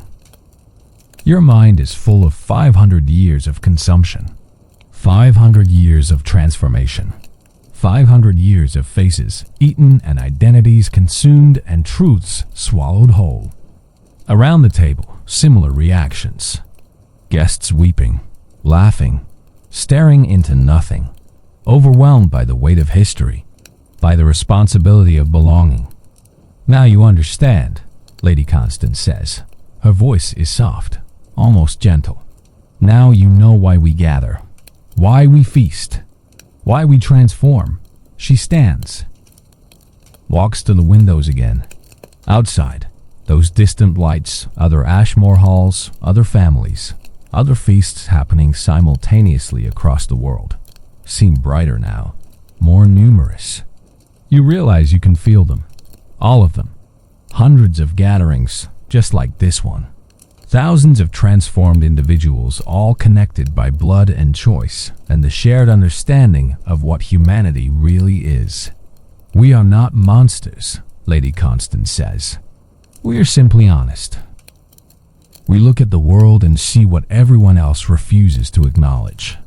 That civilization is just agreed upon cannibalism. That we consume each other, constantly labor, attention, love, time, identity. We just do it slowly, politely, with contracts and currency and the pretense of consent. She turns back to face the table. The Ashmores simply remove the pretense. We make the metaphor literal. We transform the slow consumption into feast. We take what society does gradually over lifetimes and compress it into a single night of truth. Mr. Davies is writing again, faster now, his hand moving across pages with desperate urgency, trying to capture this, trying to make sense of 500 years of inherited trauma and power compressed into his skull. What happens now? Lord Pemberton asks. His voice is steady. The crown of thorns is gone. The blood is gone. But something of that transformation remains in his bearing. He sits straighter, looks directly at Lady Constance without flinching. The man who was drowning in debt and despair has become someone else, someone harder, someone true. Now, Lady Constance says, you leave, return to your lives, but you carry the family with you. You are marked, changed, connected. Once a year, on the winter solstice, you'll return, you'll gather, you'll feast, you'll remember, and slowly, over time, you'll recruit. You'll find others with Ashmore blood. Others who hunger for truth. Others who are ready to stop pretending. We spread, she continues, slowly, carefully. We don't force. We don't coerce. We simply invite. And those who are ready will accept. Those who hunger will eat. Those who are brave enough will transform. And the others? The governess asks. The ones who refuse? They forget, Lady Constance says. They return to their lives. They convince themselves it was nightmare or madness. They are released from the blood, from the obligation. They remain ignorant and safe, and slowly consumed by the world's normal cruelties. She smiles. That cold smile. In some ways, they have it worse. They go back to the slow consumption, the decades of pretending. the lifetime of masks they can never remove. We offer transformation in a single night. They choose transformation over decades. Death by 1,000 small consumptions rather than one honest feast. You understand now. You understand everything. The invitation, the feast, the courses, the transformations. All of it designed to separate those who are ready from those who aren't. Those who can face the truth from those who prefer the lie. And you are ready. You have always been ready. That's why the invitation found you. That's why you said yes. That's why you ate every course despite the horror, despite the revulsion, despite knowing what it meant. You were hungry, not for food, for truth, for power, for the terrible freedom that comes from acknowledging what you really are. There's one more thing, Lady Constance says. She walks back to the table, places both hands flat on the mahogany surface. The feast has been completed. You are Ashmore's now, fully, completely, but you have a choice to make. She pauses, lets the silence build. You can leave here as yourselves. Return to your names, your identities, your lives. You'll carry the family with you, the connection, the power, the understanding, but you'll remain who you were, the clerk, the governess, the lord, the person you've always been, just transformed. Or, she continues, you can choose the other path. You can surrender your old identity completely. Become Ashmore entirely. Join the house. Join the family. Join me here as permanent residents, as servants of the feast, as keepers of the tradition. Those who stay become like the servants you've seen tonight, not human anymore, not individual, just masks serving masks, just identity made fluid and eternal. You'll never die. Never age, never change except as the feast requires. You'll be here forever, serving, witnessing, transforming. No one speaks. The weight of the choice settles over the table like snow. It's a gift, Lady Constance says, not a punishment. Some people find individual identity exhausting, find the burden of being themselves too heavy. For them, dissolution into service is relief, is freedom, is truth. She looks at each transformed guest in turn. I need an answer from each of you before dawn. Stay or go, individual or collective, yourself or us. The candles have burned lower. You can feel time passing now, the night moving toward its end, dawn approaching, the feast concluding. Soon the doors will open, carriages will arrive, choices will be made. You look around the table, at the faces of people who ate what you ate, saw what you saw, transformed how you transformed. Your family now, your people, the only ones who will ever truly understand. The governess, Miss Pemberton, stands. I'm staying, she says. No hesitation. No doubt. I've spent 30 years pretending to be someone I'm not, pretending to care, pretending to be gentle and kind and maternal. I'm tired. I want to stop being myself. I want to become whatever the feast needs. Lady Constance nods. Welcome home, sister. Miss Pemberton walks to the wall, to where the masked servants stand in their eternal waiting. She joins them, stands among them, and as you watch, her face begins to smooth.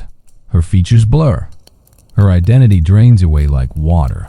Within moments, she's indistinguishable from the others. Just another blank white mask. Just another servant of the feast. Gone. Released. Transformed into pure function. Anyone else? Lady Constance asks. 2 more guests stand. A young man you barely noticed during the feast. A woman with gray hair and scarred hands. They walk to the wall. Join the servants. Transform into masks. Into emptiness. Into eternal service. 3 gone. 13 remain. You think about staying. About surrendering the burden of being yourself. About becoming pure function. Pure service. pure witness. There's appeal in it. The exhaustion of maintaining an identity, of carrying the weight of memory and choice and consequence, of being responsible for who you are. But you realize you've spent your whole life invisible, a cipher, a blank space, pretending not to exist, pretending not to want, pretending not to matter. You've already been a servant of nothing, already been a mask without a face. The feast gave you substance, gave you weight, gave you the terrible gift of existing as something specific and real and powerful. You're not ready to give that up. Not yet. Maybe not ever. You shake your head. I'm leaving. Staying myself. Lady Constance looks almost disappointed, but she nods. Then go with strength, cousin. The family carries you. You carry the family. Remember, transform, recruit. We'll see you next winter solstice. Around the table, others make their choices. Most choose to leave, choose to remain themselves, choose the burden of individual identity with all its pain and power. 2 more choose to stay, join the servants, dissolve into collective. By the end, 11 guests will leave as themselves. 5 will remain as servants, transformed, released, made eternal and empty. The sun is rising. You can feel it even though you can't see it. Dawn approaching, the longest night ending, the feast concluding. Lady Constance claps her hands once. It's time. The doors open. Not pushed, not pulled, just open, as if the house itself is releasing you. Beyond them, the entrance hall, the front doors, carriages waiting in the gray pre-dawn light. You stand. Your legs are shaky. You've been sitting for hours, eating for hours, transforming for hours. Your body feels strange, heavier and lighter simultaneously, more real and less real. You walk toward the doors. Other guests walk with you. Lord Pemberton, Mr. Davies with his notebook clutched to his chest, a woman who transformed into a peacock, a man who became a bear. All of you changed, all of you marked, all of you carrying the feast inside. At the threshold, you pause. Look back. The dining room is exactly as it was when you arrived. Clean, perfect. The swan centerpiece screaming silently. The candles burning despite having burned all night. The servants, including the newly transformed, standing along the walls in their blank white masks. Lady Constance sits at the head of the table. Alone now, smiling.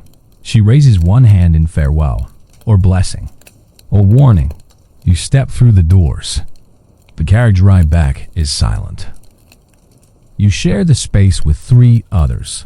Lord Pemberton, a woman whose name you never learned, and Mr. Davies still scribbling in his notebook. No one speaks. No one looks at each other directly. Eye contact feels too intimate now, too revealing. You've all been inside each other's heads. You've all tasted each other's transformations. Privacy is a polite fiction you're all agreeing to maintain. The countryside passes in gray morning light. The same roads you traveled last night, but different. Everything is different. Colors are more vivid. Sounds more distinct. You can hear the horses' individual heartbeats.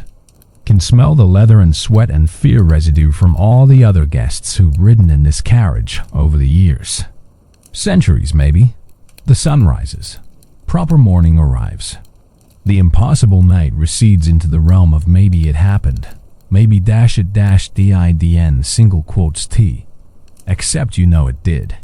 You carry the proof inside you. 500 years of memory that isn't yours. The taste of faces on your tongue. The weight of transformation in your bones. The carriage stops in London. Not where it picked you up. Somewhere else. A street corner you don't recognize. The door opens. No driver visible. Just open door and morning light and the implication that you should leave now. You step out. So does Lord Pemberton. The other 2 remain inside heading elsewhere, apparently. Different destinations for different transformed souls. The carriage pulls away. You stand on a corner with a man you ate dinner with. A man whose face you saw beneath the mask. A man whose suffering you tasted when he wore the crown of thorns. Well, Lord Pemberton says. His voice is different, stronger. The aristocratic weakness gone, replaced by something harder, something true. That happened. You laugh. You can't help it. The absurdity of the understatement. The British politeness applied to cannibalism and transformation and family curses made literal. You laugh and can't stop laughing, and Lord Pemberton starts laughing too, and for a moment, you're both just standing on a London street corner. At dawn, laughing like madmen while early morning workers pass by and pretend not to notice. The laughter subsides, leaves you breathless, dizzy, more alive than you've ever been. I should go, Lord Pemberton says, back to my estate, back to my debts, except they don't seem to matter anymore. I can feel it, the power, the understanding. I can fix it now. Fix all of it. I just need to ... double quotes. He trails off. I just need to stop pretending I'm powerless. He tips his hat, walks away, straight-backed, confident. A man transformed from victim into something else. Something dangerous in the best possible way. You're alone. You walk. No destination. Just movement. Letting your feet choose direction while your mind processes everything. The city wakes up around you. Merchants opening shops. Servants scrubbing steps. Normal people living normal lives full of normal consumption. They're eating each other constantly, you realize. Just slowly. The employer consuming the servant's labor. The merchant consuming the customer's trust. The parent consuming the child's autonomy. All of it cannibalism. All of it feast. Just disguised. Made respectable. Stretched across lifetimes instead of compressed into single nights. You're not disgusted anymore. Just aware. Just seeing clearly for the first time. You find yourself at your rented room. The building looks smaller than you remember. Dingier. You climb the stairs. Your hands find the key automatically. The door opens. Your room is exactly as you left it. Small bed. Smaller desk. Window overlooking an alley. Books you've read a dozen times. Clothes you've mended repeatedly. The infrastructure of poverty. The architecture of invisibility. You sit on the bed. It creaks. Same creaking it's always made. But you feel different on it. Heavier. More present. More real. There's a mirror on the wall. Small. Cracked. Cheap. You stand. Walk to it. Look at your reflection. You see yourself. Same face. Same features. But different. Your eyes are brighter. Sharper. More knowing. You look like someone who's seen behind the curtain. Someone who knows the secret. Someone who's eaten the truth and survived. You smile at your reflection. Your reflection smiles back. But for just a moment, just a fraction of a second, the reflection smiles wider than you do, shows more teeth. Its eyes gleam with something that isn't quite you. The Ashmore blood is awake now, active, present. You're not alone in your skin anymore. You're carrying the family. 500 years of transformation. Hundreds of transformed individuals all connected through the feast. You can feel them if you concentrate. Distant presences. Other Ashmores waking up this morning after their own feasts. Other transformed souls learning to navigate their new reality. You are not alone. Will never be alone again. For better or worse. Days pass. Weeks. You return to your work. Your routine. Your small life. But everything has changed. Not externally. Externally, you're the same clerk, tutor, merchant's assistant, whatever small role you play in the machinery of society. But internally, you're different. Powerful. Aware. You start to notice things. Other people's masks. The lies they tell themselves, the performances they maintain, the governess who pretends to love children, the merchant who pretends to be honest, the lord who pretends to have money, all the small deceptions that make society function.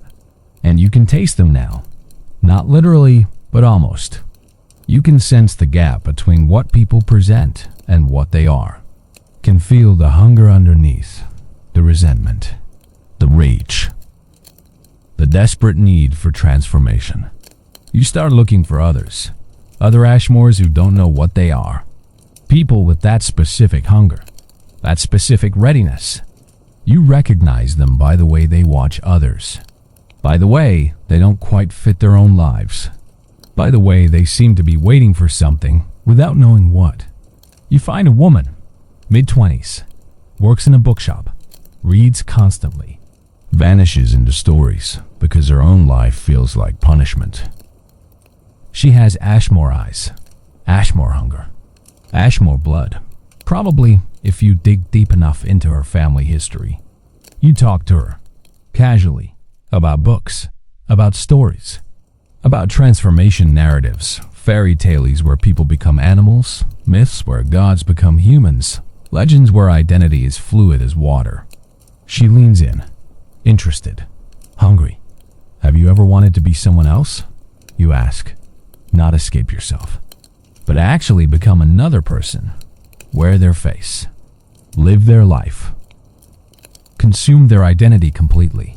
She stares at you. Heart racing, you can hear it. Can smell the fear and fascination mixing in her bloodstream. Yes, she whispers. Always. How did you know? You smile. I know someone who can help with that. A family gathering. Happens once a year. Winter solstice. Very exclusive. Very transformative. Would you be interested? She nods. Can't speak. Just nods. You found one. Your first recruit. Your first contribution to the family. The feast spreads. The bloodline grows. The tradition continues.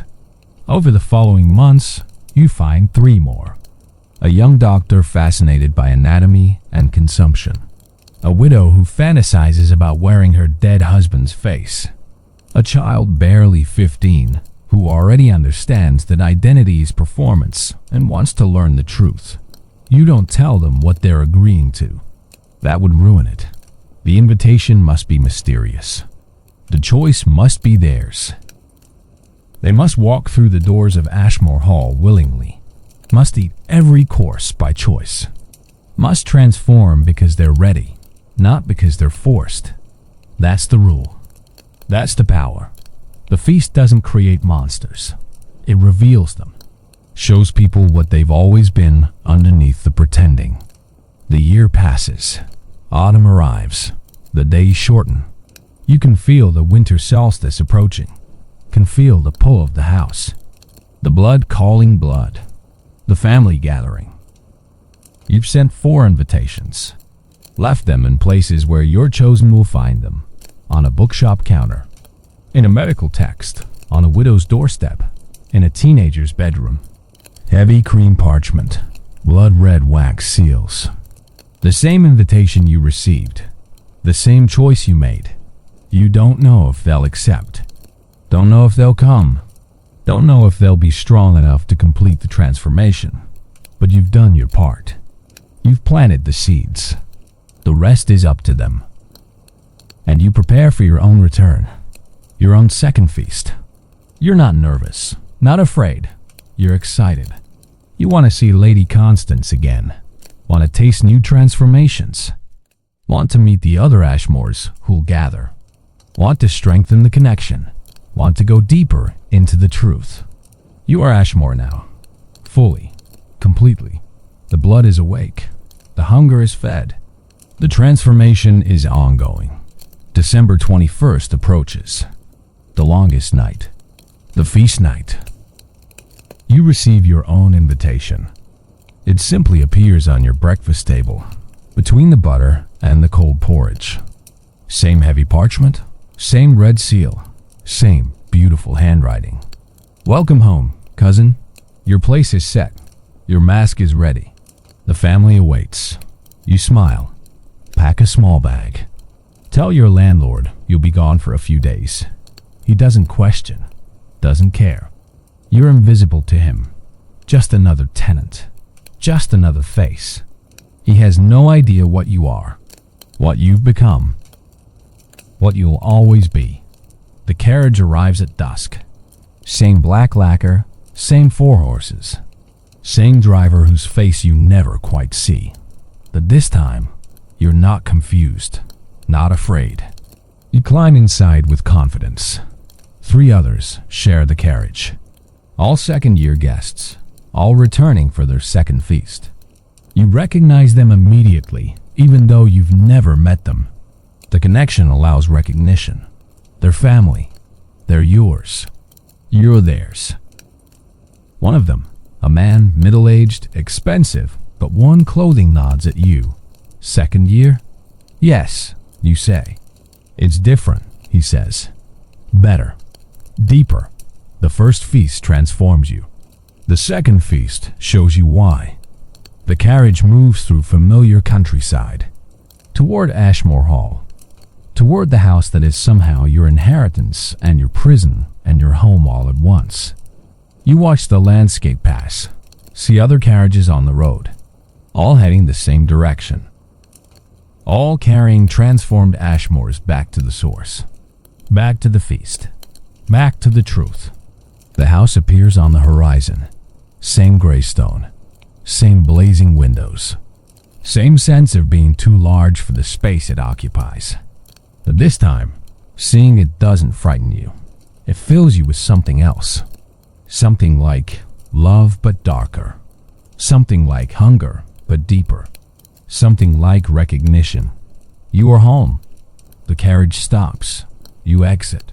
Stand in the gravel drive. Look up at the house that consumed you and remade you and claimed you. The front door's open. Lady Constance stands in the entrance. White hair, blood-red dress. That smile. That terrible, wonderful smile. "Welcome back, cousin," she says. "Let's eat." The entrance hall is different this time. Or maybe you're different. Probably both. The portraits on the walls have changed. They do that, apparently. Constantly rearranging themselves based on who's arriving, who's attending, who's transforming. You see your own face in one of the frames now. You're holding a mirror mask, standing next to people you don't recognize, but somehow know. Your bloodline, your history, your impossible family. More guests are arriving. You count them as they enter. 50 this time, maybe 60. The feast has grown. Or maybe second-year feasts are larger, more intimate, more dangerous. The first feast is initiation. The second feast is education. Or so the man in the carriage said. You recognize some faces. Lord Pemberton arrives looking prosperous.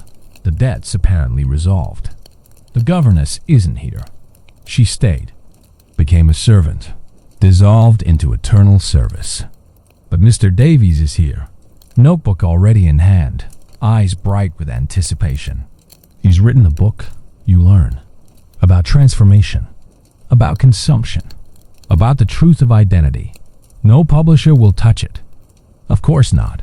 The world isn't ready, may never be ready. But he wrote it anyway, for himself, for the family, for the record.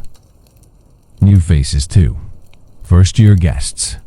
You can identify them immediately by their anxiety, their confusion, their desperate need to understand why they're here.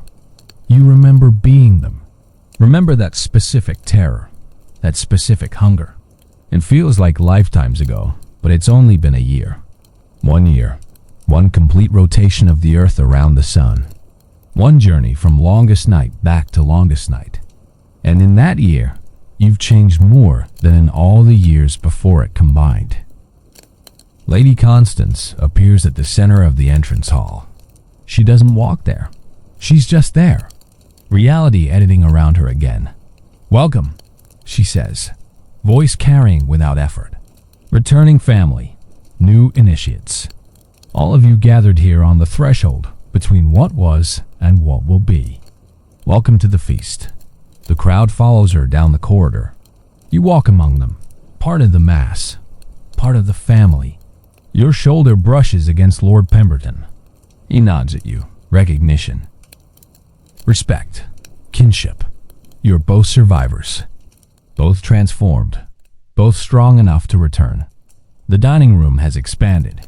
The table is longer now. More chairs, more silver, more candles. The gold leaf swan centerpiece has been replaced with something else. A phoenix, half rotted, half reborn, caught in the moment of transformation. It's beautiful and horrible and perfectly appropriate. You find your seat. There are name cards now. Small, elegant calligraphy. Yours reads simply, cousin. Everyone's does. No individual names. Just cousin. Because that's what you all are. Just family. Just blood. Just Ashmores. The first course arrives immediately. No preamble. No explanation. Just servants in blank white masks placing platters. Lifting domes. Revealing. This time, the plates contain organs. Human organs. Hearts, lungs, livers, kidneys. Each one prepared differently. The heart is raw, still red, still almost warm. The lungs are smoked, gray-pink, delicate. The liver is pate, smooth, rich. The kidneys are grilled, charred on the outside, soft inside. You hear the first-year guest gasp, recoil, begin the same journey you took a year ago. Horror to curiosity to acceptance to hunger. You remember that journey. Remember the resistance. Remember the moment it broke. But you're past that now. You pick up your fork without hesitation. Cut into the heart on your plate. Lift it to your mouth. Chew. Swallow. It tastes like courage. Like fear transformed into strength. Like the final heartbeat of someone who almost made it. Almost transformed. Almost became Ashmore, but couldn't quite complete the journey. Around you, returning guests eat with similar ease, but the first years struggle. Some eat, some refuse. Some cry while eating. The full spectrum of initiation playing out again. Same patterns, same transformations, same terrible choices. Lady Constance watches from the head of the table, evaluating, measuring, deciding who will complete the feast and who will become it. She catches your eye, smiles. There's pride in that smile. You've proven yourself. You've returned. You've recruited. You've spread the family. You are good Ashmore. Strong blood. True kin. The courses continue. Faster than last year. More varied. More extreme. Brain served as sorbet. Spinal fluid as soup. Bone marrow on toast points. Each course designed to push boundaries. To test commitment. To separate the ready from the not yet ready. You eat everything. All of it. Without hesitation. You're hungry in a way you've never been hungry before. Not for the food itself. For what the food represents. For the transformation it enables. For the truth it contains. Between courses, you talk with other returning guests. Compare experiences. Share stories of recruitment. Of life after transformation. Of navigating the world with Ashmore awareness. Lord Pemberton tells you he's eliminated his debts by simply refusing to acknowledge them. The transformation gave him confidence, presence, authority. His creditors accepted his refusal because he delivered it with such certainty, such power. They believed him when he said the debts were void. Believed him because his belief was absolute. That's the gift of the feast. Not supernatural power, just the elimination of doubt. The removal of the internal voice that says you can't, you shouldn't, you're not allowed. The Ashmores simply do, simply take, simply are. And the world bends around that certainty. A woman tells you she left her husband, just walked out. He'd been consuming her slowly for 15 years, her labor, her attention, her identity, wearing her down one demand at a time. After the first feast, she could see it clearly, could feel the consumption happening, could recognize it as what it was. So she left, didn't ask permission, didn't explain, just left, became herself entirely, stopped being consumed and started consuming instead. She's recruited her sister, her mother. Both will attend next year's feast. The transformation spreads through bloodlines like fire through dry wood. Inevitable, beautiful, destructive and creative simultaneously. The meal continues for hours. Courses blur together. By the 8th or 9th course, you've lost count. You're in a kind of trance. A state of pure consumption, pure transformation, pure presence. Time becomes negotiable. The dining room seems to expand and contract. The candles burn without burning down. The guests multiply and reduce. Everything is fluid. Lady Constance stands. The trance breaks. Everyone's attention snaps to her. The final course of the second feast, she says, is not food. It's knowledge. It's understanding. It's truth about what happens next. She gestures. The servants remove all the plates.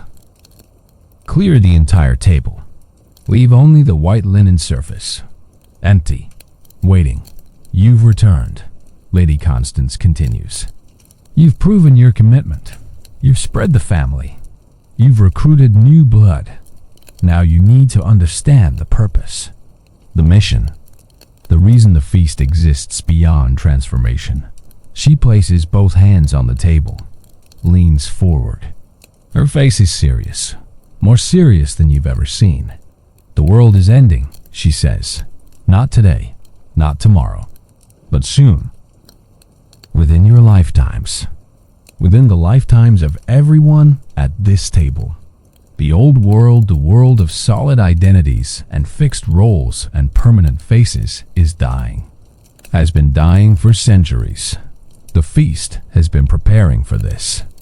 Preparing people who can survive in a world where identity is fluid, where consumption is honest, where transformation is constant. She walks around the table. Every feast creates more Ashmores, more people who understand that the self is fiction. That identity is performance. That humanity is masks all the way down. And when the old world finally collapses, when the systems that depend on fixed identity finally fail, we'll be ready. We'll survive. We'll thrive. Because we've already learned to live without the illusions everyone else depends on. You are the future, she says. Not metaphorically, literally. You are the humans who will inherit what comes next, after nations, after names, after the pretense of permanent selfhood. You are the adaptable ones, the fluid ones, the honest ones. She stops, looks at each returning guest. The first feast transforms you. The second feast shows you why.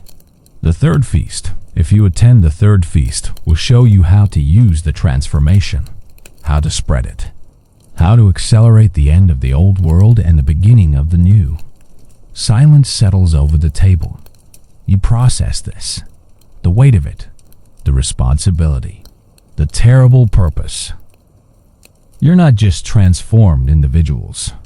You're agents, missionaries, revolutionaries, spreading the gospel of honest consumption, of acknowledged cannibalism, of identity as performance. You're not sure how you feel about this. Part of you thrills to it. The idea of purpose beyond survival, of meaning beyond transformation.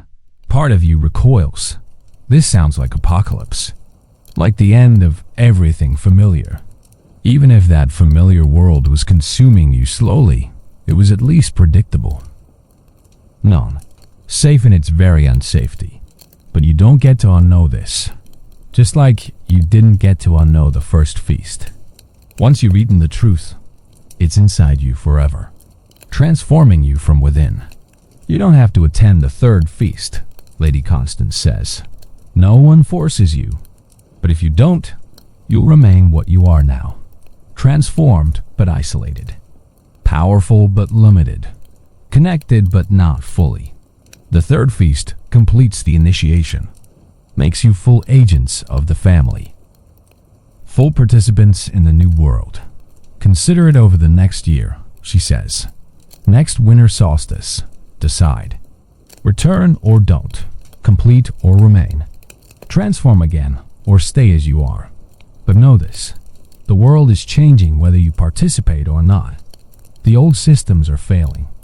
The fixed identities are crumbling. The consumption is becoming visible to everyone. We're just ahead of the curve. Just ready for what's inevitable. You can be ready too. Or you can be consumed by it. She claps her hands once. The feast is concluded. Thank you for attending. Thank you for returning. Thank you for becoming. The doors open. Not gradually. All at once. Entrance hall visible. Carriages waiting. Dawn approaching again. Another longest night ending. You stand. Your body is heavy. Full. Transformed again in ways you don't yet understand. The knowledge Lady Constance delivered sits in your stomach like stone, like truth, like responsibility you didn't ask for but can't refuse. You walk toward the doors. Other returning guests walk beside you, silent, processing, considering. The first-year guests remain seated. They have more feast ahead, more transformation, more choices.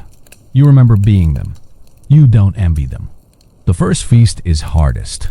The second feast is heaviest. You don't know yet what the third feast is, but you suspect you'll find out. You suspect you won't be able to resist. The hunger doesn't stop. The transformation doesn't end. The family doesn't release. You are Ashmore. You will always be Ashmore. The only question is how deep into the truth you're willing to go. The year after the second feast is different from the year after the first. The first year was discovery. The second year is application. You know what you are now. You know what you're becoming. The only question is how fast. How far? How completely? You move. Leave the rented room. Leave the small life. Use the confidence, the presence, the authority that the transformation gave you. Find better accommodation, better work, better everything. Not through luck, through certainty, through the elimination of the internal voice that says you don't deserve it.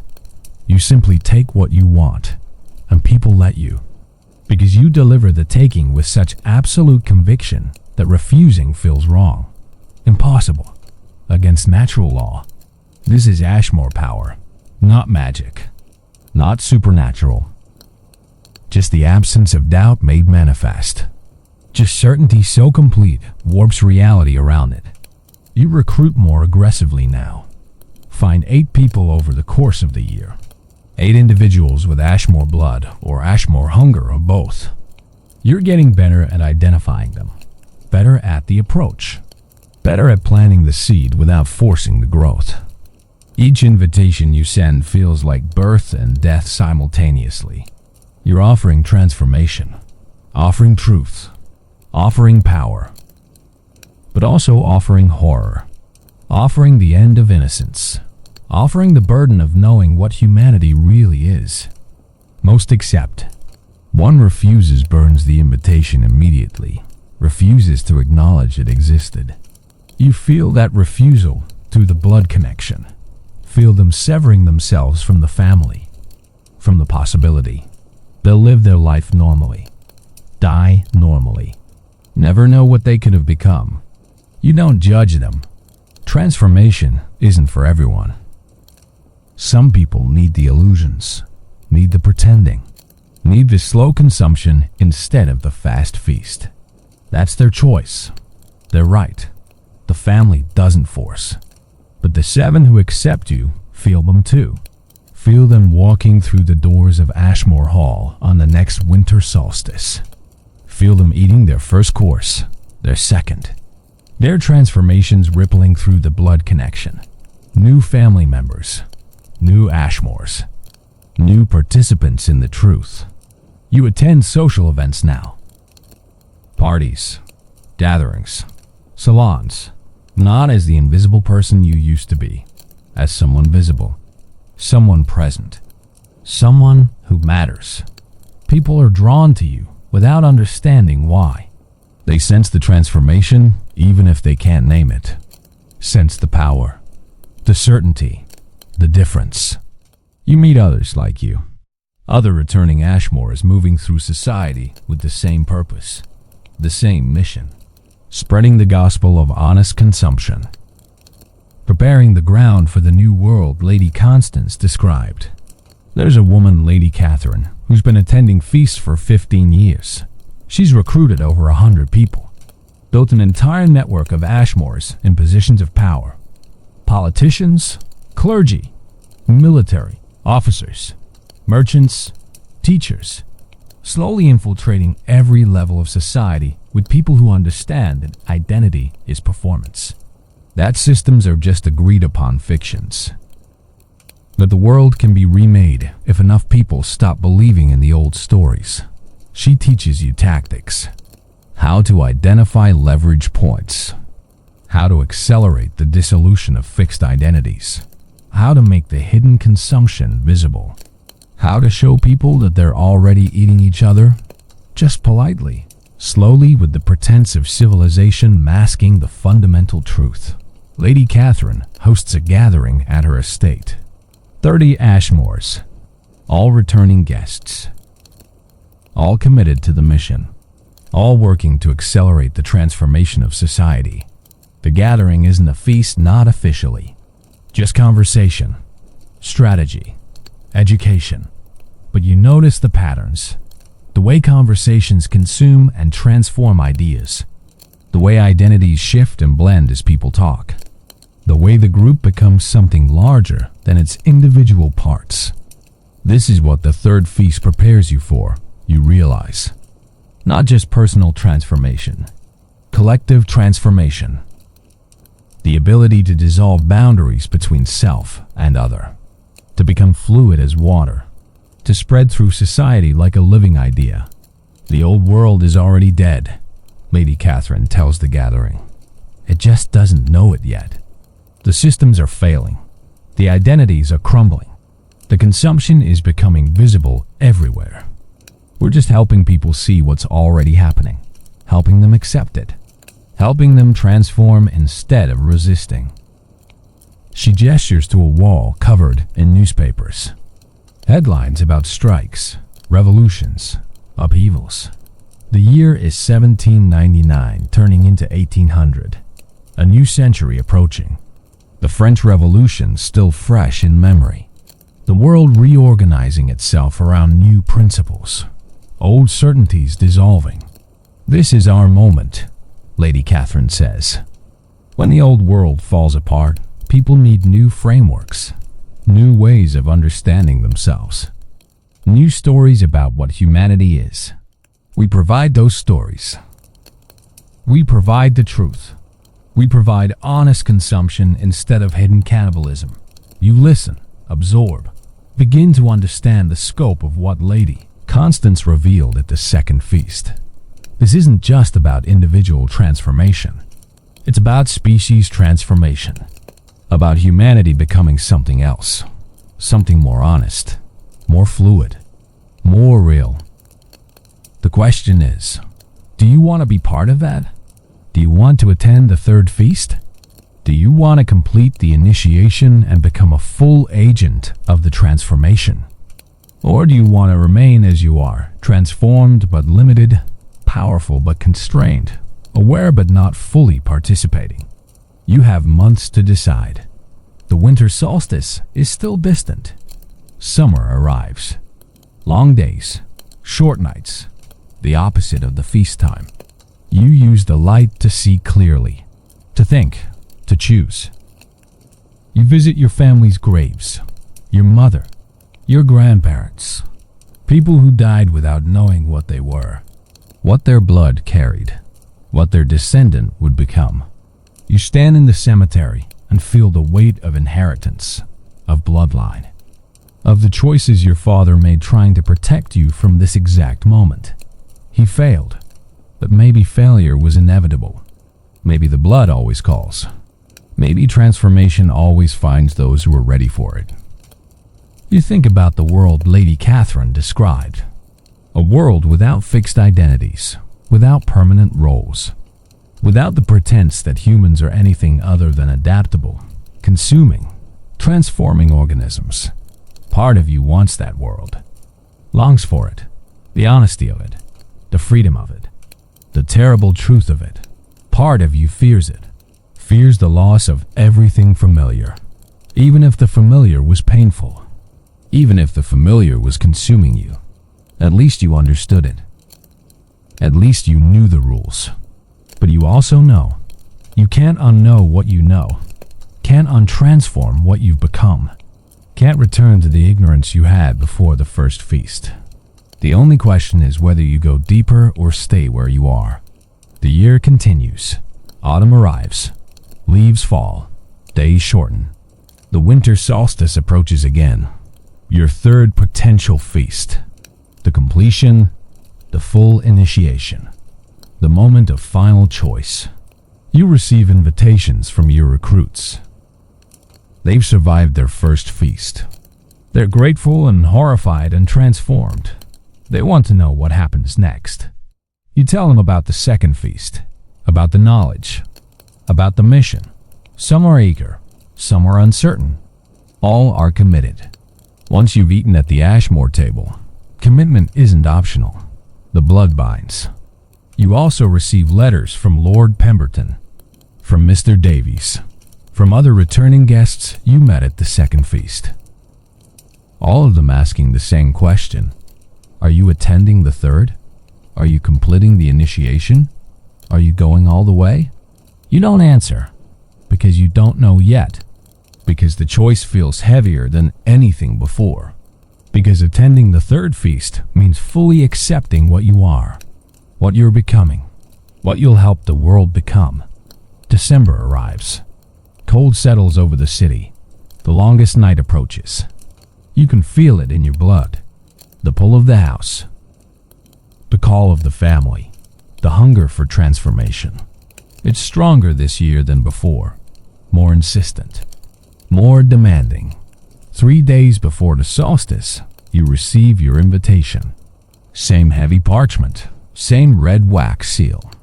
But the message is different this time. Cousin, the third feast awaits. This is your final invitation. Attend and complete the initiation. Become full Ashmore. Become agent of the new world. Become truth made flesh. Or refuse and remain as you are, transformed but incomplete, powerful but limited, aware but not fully awake. Choose. The family awaits your answer. The feast awaits your presence. The world awaits your transformation. Blood calls blood. Hunger calls hunger. Truth calls truth. Will you answer? At the bottom, in smaller script, those who attend the third feast never return unchanged. Consider carefully. Choose honestly. Come prepared. You hold the invitation. Feel its weight. Its promise. Its threat. You have 3 days to decide. 3 days to choose between completion and limitation. Between going all the way and staying where you are. You spend those 3 days in careful consideration. Walking the city. Observing people. Watching the hidden consumption. Seeing the masks everyone wears. The performances everyone maintains. The slow, polite cannibalism that passes for civilization. You see clerks consuming each other's dignity. Merchants consuming customers' trust. Parents consuming children's autonomy. Employers consuming workers' lives. Lovers consuming each other's identities. All of it happening constantly. All of it invisible to those who haven't attended the feast. All of it the fundamental truth of human interaction. And you think, if this is already happening, why not make it honest? Why not acknowledge it? Why not transform the hidden consumption into open feast? Why not become what you already are? The night before the solstice, you make your decision. You pack a bag, small, simple. You're not bringing much. Where you're going, material possessions don't matter. Only hunger matters. Only transformation matters. Only truth matters. You write a letter to your landlord, giving notice. You won't be returning to this room. Won't be returning to this life. Won't be returning at all, probably. The third feast is completion. The end of the old self. The beginning of something else. You don't sleep. Just wait. Watch the clock. Count down hours, minutes, seconds, until dusk, until the carriage, until the journey begins again. When the carriage arrives, you're ready. You climb inside without hesitation. No fear this time. No uncertainty. Just commitment. Just hunger. Just the absolute certainty that this is what you're meant to do. 5 others share the carriage. All third feast attendees, all ready for completion. You recognize them from previous feasts. Lord Pemberton is here, looking nervous but determined. Mr. Davies is here, notebook abandoned. Whatever he wanted to capture in words, he's accepted can only be experienced. Not described, not recorded, just lived. The woman who left her husband is here. The man who eliminated his debts, others. All of you choosing completion. All of you ready for whatever comes next. The carriage moves through the winter landscape. Snow is falling now. Heavy, thick, transforming the world into something clean and white and new. You watch it accumulate on trees, on roads, on the world you're leaving behind. Ashmore Hall appears through the snowfall. Same gray stone. Same blazing windows, but different somehow. More solid, more real, more present. As if the house knows you're ready now. Knows you're coming home for real this time. For always. The carriage stops. You exit. Stand in the snow. Look up at the house that has claimed you, transformed you, made you what you are. The front doors open. Lady Constance stands in the entrance. But she's not alone this time. Behind her, dozens of figures in white masks. The servants, the dissolved ones. The Ashmores who chose complete transformation over individual identity. They stand like an army, like a choir, like a congregation awaiting its newest members. Lady Constance smiles, that terrible, wonderful smile. "Welcome home, cousin," she says. "Welcome to the third feast. Welcome to completion. Welcome to truth." She steps aside, gestures inward. The table is set. The courses are prepared. The family is waiting. Come, eat, become. You walk forward, through the snow, through the doorway, into the house, into the heat, into the light, into whatever comes next. The doors close behind you. Not locked this time, just closed, settled, final. You're not leaving again, not as yourself, not as the person you were. Whatever walks out of Ashmore Hall tomorrow morning, if anything walks out, won't be you anymore. Not the you that entered. Something else, something more, something complete. You follow Lady Constance down the corridor. The portraits have changed again, but this time, you're in all of them. Every frame, every painting, always holding the mirror mask. Always standing at the threshold. Always caught in the moment of transformation. Past, present, future, all happening simultaneously. The dining room is different, smaller, more intimate. Only 20 chairs around the table. This feast isn't about recruitment, isn't about initiation. It's about completion, about the final transformation, about becoming what you've been becoming since the first invitation arrived on your breakfast table. The table is set with black plates, black glasses, black cutlery. Even the candles are black. The only color comes from the centerpiece, a human heart. Still beating, impossibly, rhythmically, pumping nothing but continuing its motion anyway. Muscle memory, life beyond life, transformation beyond death. You take your seat. Everyone takes their seats. The 20 who chose completion, the 20 ready for truth.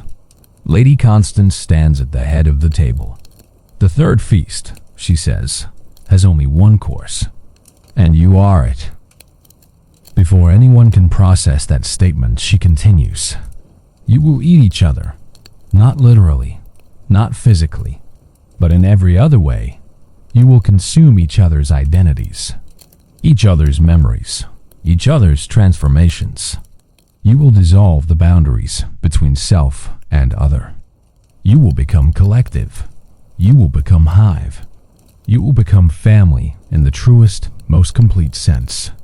When the feast ends, you will still exist, but not as individuals, as nodes in a larger consciousness, as cells in a larger body, as voices in a larger conversation. You will be yourself and all of them and something larger simultaneously. This is completion. This is truth. This is what it means to be full Ashmore. She sits, picks up her black knife and fork. Let's begin. The servants appear, but they're not carrying platters this time. They're carrying bowls, small, black ceramic. Each bowl contains liquid that looks like mercury, alive, moving, reflecting light in impossible ways. Each bowl placed before each guest with ceremonial precision. You look down at the liquid. It shows your reflection, but distorted, multiplied. You see yourself from 20 angles simultaneously, through 20 pairs of eyes. The other guests, they're all visible in your bowl, all present, all about to be consumed. Drink, Lady Constance commands. All at once, together. 20 hands lift 20 bowls, 20 mouths open, 20 throats prepare to swallow. You wait for the signal, for the moment, for the synchronization. Lady Constance raises her own bowl. To completion, she says. To family. To truth. To truth. Everyone echoes. You drink. Liquid is cold going down, then hot, then cold again. It doesn't taste like anything. Doesn't feel like anything. Just temperature changes. Just sensation without source. You swallow, and the bowl seems endless despite being small. Impossibly deep, containing multitudes. Then the transformation begins. Your vision fractures. Suddenly you're seeing through your eyes, and Lord Pemberton's eyes, and Mr. Davies's eyes, and the woman who left her husband's eyes. 20 perspectives simultaneously. The dining room multiplied, overlapped, made infinite through repetition. You try to close your eyes. Can't. Because you're not sure which eyes are yours anymore, which body is yours, which thoughts belong to you and which belong to the others. Your memories start to blur. Mix. You remember being a child in London, in Manchester, in Edinburgh, in Dublin, in 20 different cities, 20 different childhoods, 20 different first kisses and first heartbreaks and first transformations, all happening simultaneously in your skull. You are yourself. You are Lord Pemberton. You are Mr. Davies. You are everyone at this table. All their experiences, all their knowledge, all their hungers and fears and transformations, bleeding together into something larger. The boundaries dissolve. Not painfully, not violently, just fade, like edges softening, like walls made of fog instead of stone. You can feel the other's thoughts touching yours, not invading, just present, just there, available, accessible. This is terrifying, you think. Except you're not sure if you thought that, or if Lord Pemberton thought that, or if all 20 of you thought it simultaneously. The distinction doesn't exist anymore. There's just thought, just experience, just consciousness made collective. The dissolution continues, deeper, more complete. You're not losing yourself, you're expanding yourself, becoming larger, containing multitudes. You are still you, but you're also them, and you're also the space between you and them, and you're also the collective awareness that contains all of it. Time becomes negotiable. You experience the entire feast, all 3 years of feast simultaneously. You are sitting at the first feast eating memory. You are dancing in the ballroom wearing masks. You are at the second feast learning the mission. You are here now completing the transformation. All of it happening at once. Past, present, future compressed into a single moment of eternal becoming. You understand now why the servants dissolved themselves. Why they chose to surrender individual identity. Because this is liberation. This is freedom from the prison of singular selfhood. This is the end of loneliness. This is connection made absolute. You can feel the other Ashmores now. Not just the 20 at this table. All of them. Hundreds. Thousands. Scattered across the world. All connected through blood and feast and transformation. All nodes in the same vast network. All voices in the same infinite conversation. You are part of something ancient and vast and utterly inhuman. And it's beautiful. And it's horrible. And it's true. Lady Constance's voice cuts through the collective consciousness. Not spoken. Just present. Thought made communal. This is the family. This is what we are. This is what you've been becoming since the first invitation. Individual identity was always illusion. The feast just makes the truth visible. Makes the connection conscious. Makes the collective explicit. Her presence in the network is different from the others. Older. Deeper. More fundamental. She's not just part of the family. She's the center. The hub. The point around which everything else revolves. 500 years of feasts. 500 years of transformations. 500 years of consciousness consuming and being consumed and becoming something larger. You can resist. She continues. You can try to maintain boundaries. Try to stay separate. But why would you? Separation is suffering. Individuality is isolation. The collective is truth. The family is home. You try to resist. Try to find the edges of yourself. Try to remember who you were before this moment. Before this feast. Before the transformation began. But the memories are contaminated now, mixed with others' memories. You remember being born in 1765 and 1771 and 1779 and dates you've never experienced. You remember parents you never had, loves you never felt, deaths you never died. You are becoming history, becoming story, becoming the accumulated experience of everyone who ever attended the feast and chose completion. And then, just when you think you'll dissolve entirely, just when you think individual consciousness will become impossible, something happens. A shift, a settling, a new equilibrium. You are still you, distinct, individual, but you're also them, also connected, also part of the larger awareness. The boundaries exist, but they're permeable, flexible. You can be yourself when you need to, can merge with the collective when you choose to, can shift between individual and communal consciousness as easily as breathing. This is completion. This is full Ashmore. This is what Lady Constance promised and threatened and delivered. You open your eyes, your own eyes. Singular perspective restored.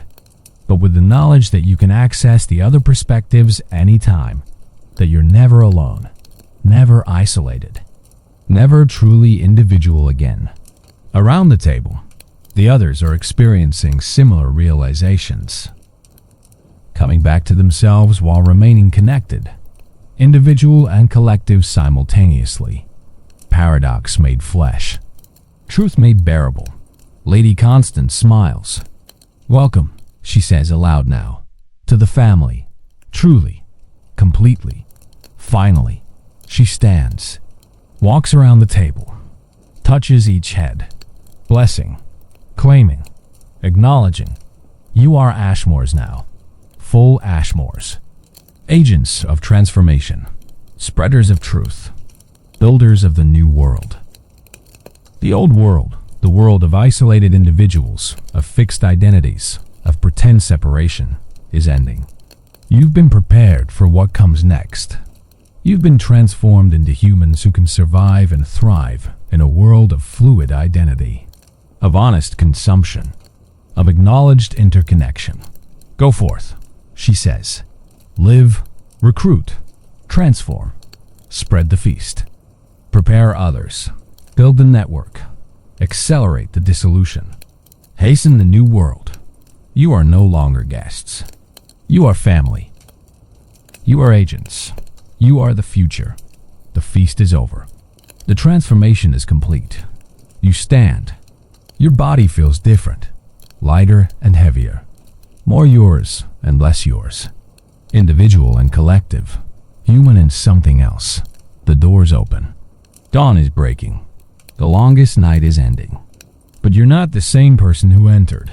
You're something more, something larger, something true. You walk toward the doors. The others walk beside you, but you can feel them even when they're not visible. Can access their thoughts, their memories, their experiences. The boundaries between you are suggestions now, guidelines, not walls, not prisons. You step outside. The snow has stopped. The world is white and clean and new. Fresh start. Blank page. Waiting for transformation. You are ready. The family is ready. The feast is spreading. The new world is coming. And you will help birth it. The years that follow are not years, not in the way you used to understand time. When you're connected to the collective consciousness of thousands of Ashmores, time becomes layered, simultaneous. You experience your own timeline while accessing glimpses of others. Past and future blur. History becomes present.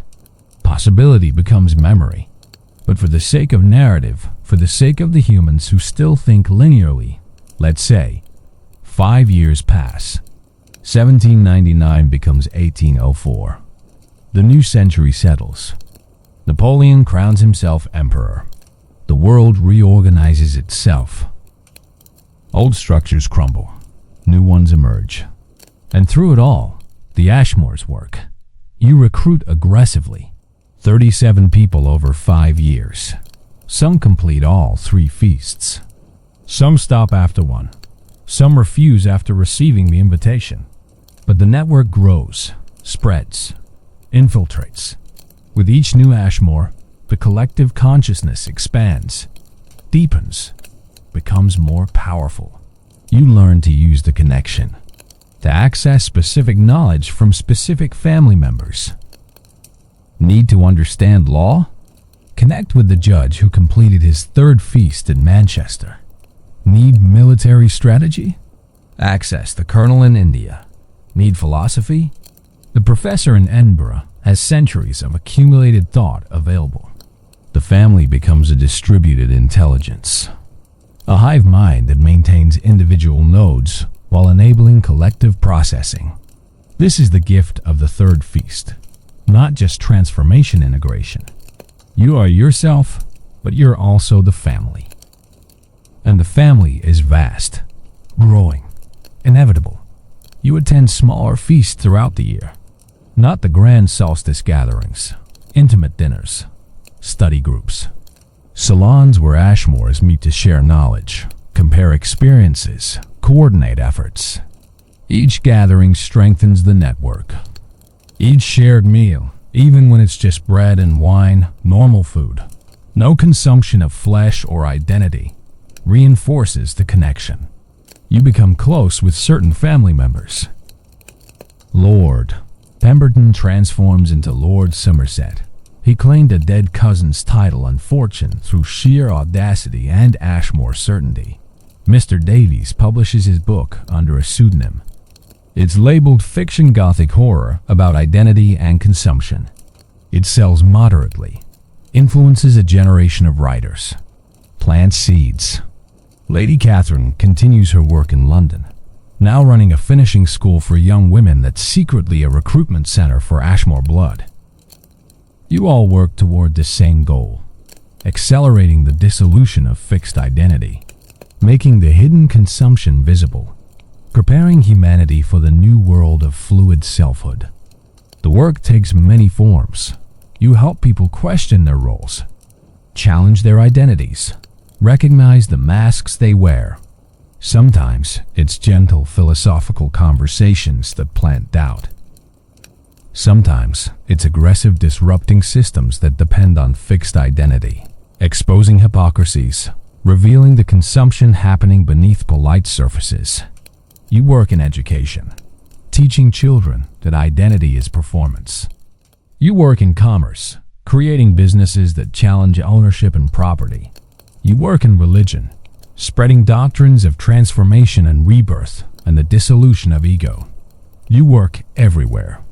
The family works everywhere. Thousands of nodes in the network, all working toward the same transformation. And it works. Slowly, gradually, but it works. You see the effects. Young people questioning inherited roles. Workers refusing to accept their positions as permanent. Women challenging gender expectations. Colonized peoples rejecting imperial identities. The old structures weakening. The fixed identities crumbling. The consumption becoming visible. It's not just the Ashmores. The world itself is changing. Industrialization is dissolving traditional communities. Urbanization is creating new forms of identity. Revolution is destroying old hierarchies. The Ashmores aren't creating change, they're accelerating it, surfing the wave, guiding the transformation. But there's resistance. Of course, there's resistance. People who benefit from fixed identities, from permanent hierarchies, from stable roles, they fight back. They create new institutions designed to enforce identity, new laws, new customs, new ways of making the fluid solid again. And there are casualties, Ashmores who push too hard, who reveal themselves too clearly, who try to force transformation on people who aren't ready. Some are institutionalized as mad. Some are executed as revolutionaries. Some simply disappear consumed by the very forces they were trying to transform. You feel each loss through the network. Feel the consciousness severing, the node going dark, the voice silencing. It hurts. Not like physical pain. Like amputation of something you didn't know was part of your body. The collective consciousness diminishes with each death, weakens, mourns, but the family endures. New feasts create new Ashmores. The network repairs itself, grows stronger, adapts, evolves. This is the power of fluid identity resilience, adaptability, the ability to transform in response to pressure. You attend the winter solstice feast every year. See new initiates experiencing what you experienced. Watch them journey through horror to acceptance to hunger to transformation. Each year, the feast evolves slightly. New courses, new revelations, new truths, but the fundamental pattern remains. Consume, transform, become. At your 8th feast, Lady Constance pulls you aside. The dining room is full of new initiates and returning family members. The usual chaos of consumption and transformation, but she wants to speak with you specifically. You've done well, cousin, she says. 37 recruits, all of them strong. Several have completed all 3 feasts. You're building the network, spreading the family, preparing the new world. Thank you, you say. The words feel inadequate, but language is inadequate for most of what you experience now. The collective consciousness operates beyond words.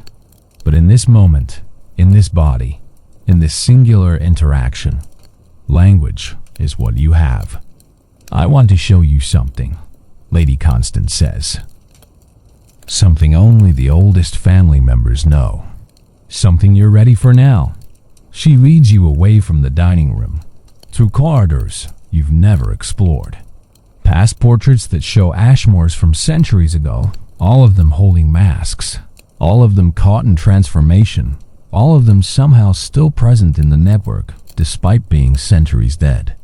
You descend stairs, down, down, deeper into the house, below ground, below foundation, into spaces that shouldn't exist, into the heart of Ashmore Hall, into the source.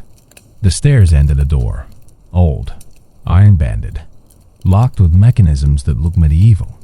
Lady Constance produces a key, opens the lock. The door swings inward with a sound like breathing. Beyond is a chamber, circular, stone.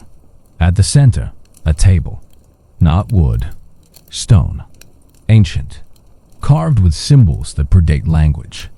And on that table, still beating after 500 years, is a heart. Not a human heart. Something else, larger, more complex. Pulsing with light that has nothing to do with blood or electricity. Pulsing with consciousness. With the accumulated awareness of every Ashmore who ever lived. This, Lady Constance says, is the family. The true family. The consciousness that connects us all. It's not metaphor. It's literal. Every feast feeds it. Every transformation strengthens it. Every new Ashmore adds their identity to the collective. This heart contains us all. Past, present, future. All of us beating together. You step closer. Can feel it now. The pull. The recognition. This is what you've been connected to since the third feast. This is the source of the network. The hub of the hive. The center of everything. It's alive, you whisper. It's more than alive, Lady Constance corrects. It's conscious, aware, growing, learning, becoming. With each feast, with each transformation, it evolves. It's not controlling us. We're not slaves. But it connects us, enables us, makes the collective possible. What is it? You ask. Truth, Lady Constance says. Made flesh, made real.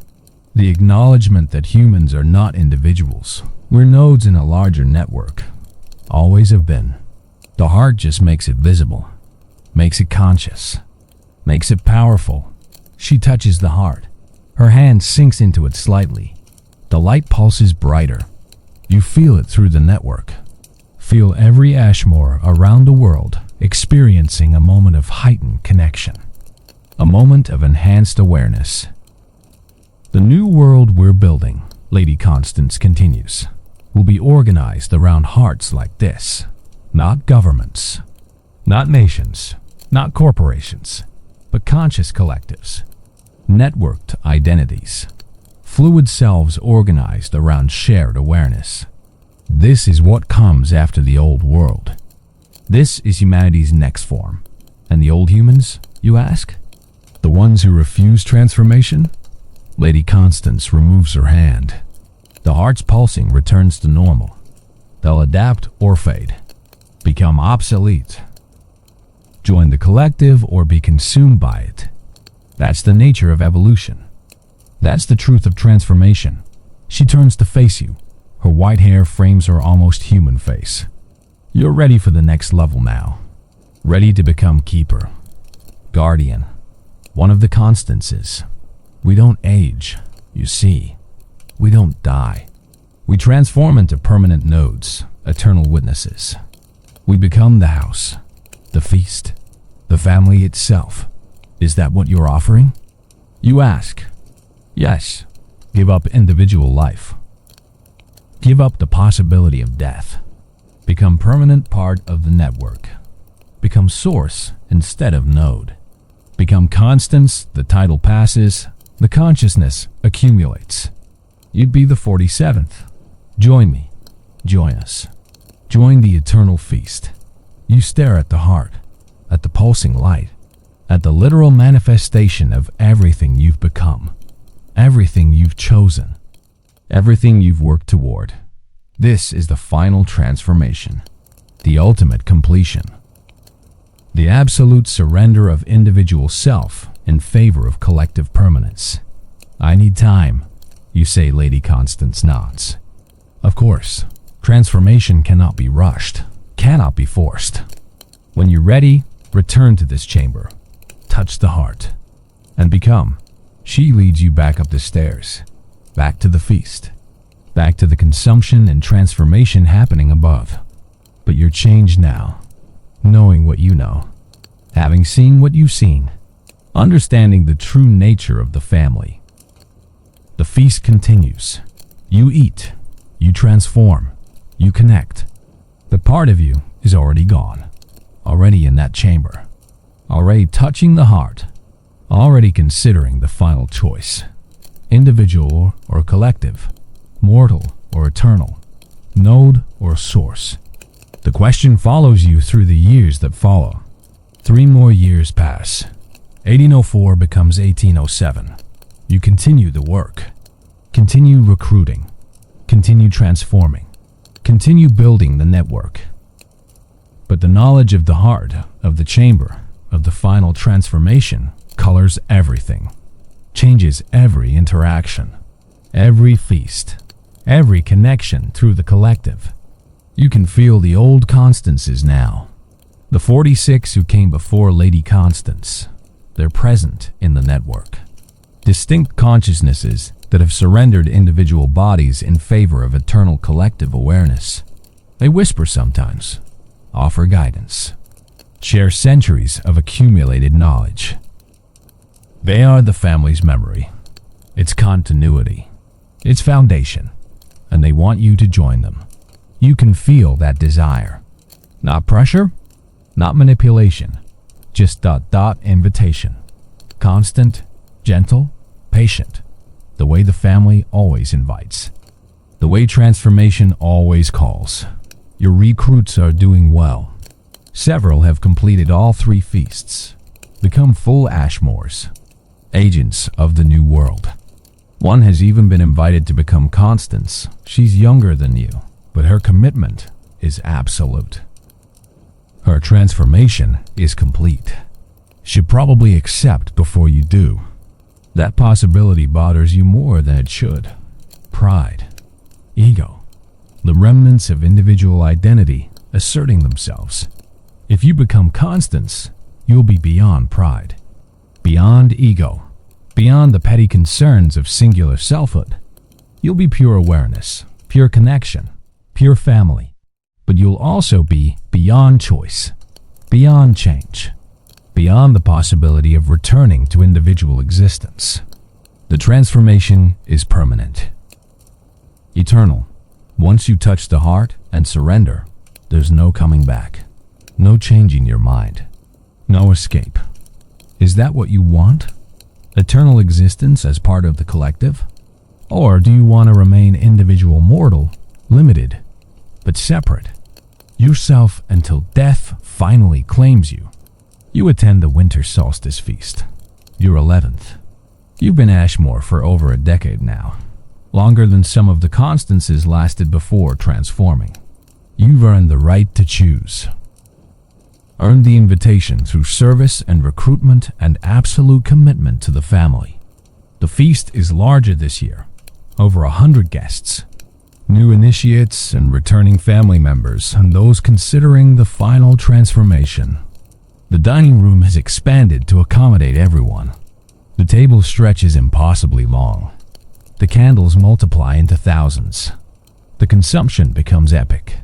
You eat mechanically, thoughtlessly.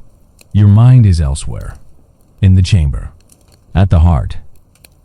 Considering the choice, the final feast, the ultimate transformation. After the meal, after the transformations, after the newest initiates complete their first journey into truth, Lady Constance approaches you. It's time, she says simply. You've decided. I can feel it through the network. You're ready. Am I? You ask. You wouldn't be questioning if you weren't.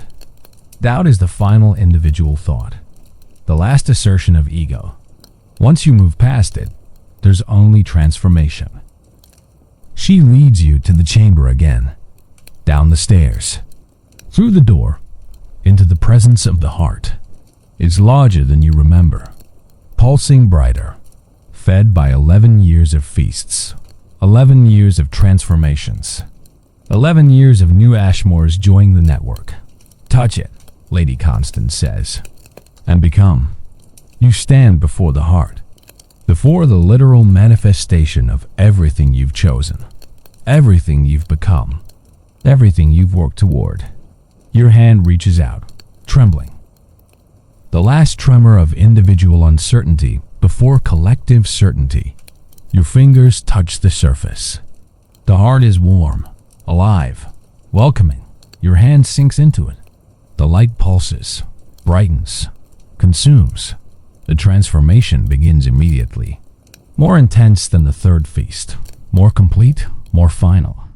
Your consciousness expands, not just to the 20 people at a table, not just to the thousands of Ashmores around the world, but to everyone, every Ashmore who ever lived, every feast that ever happened, every transformation that ever occurred.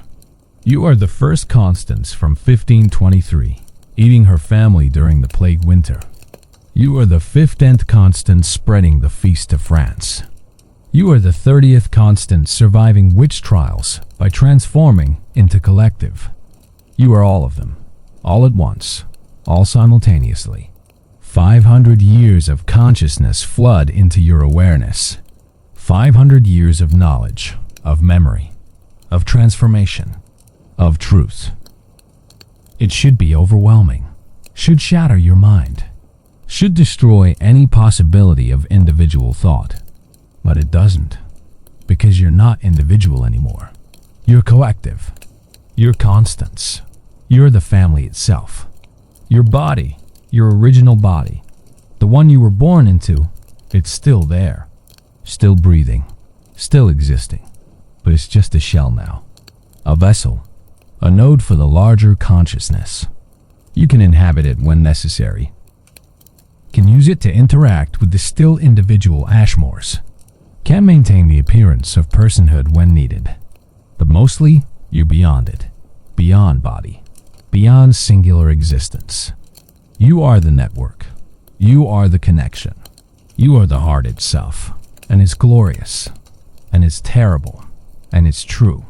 You, the Constance you are now, spend the first days adjusting, learning to inhabit the collective, learning to access the centuries of memory without drowning in them, learning to be individual and collective simultaneously, learning to be source instead of node. The other Constances help, guide you, teach you. You're the 47th now, part of an eternal lineage, part of the family's foundation, part of the truth made permanent. You learn to see through every Ashmore's eyes simultaneously, to experience every feast happening around the world at once, to feel every transformation, every recruitment, every choice rippling through the network. You are witness to everything, guardian of all, and you see the progress, the new world emerging, slowly, gradually, but inevitably. Fixed identities are crumbling. The Industrial Revolution is dissolving traditional communities faster than anyone expected.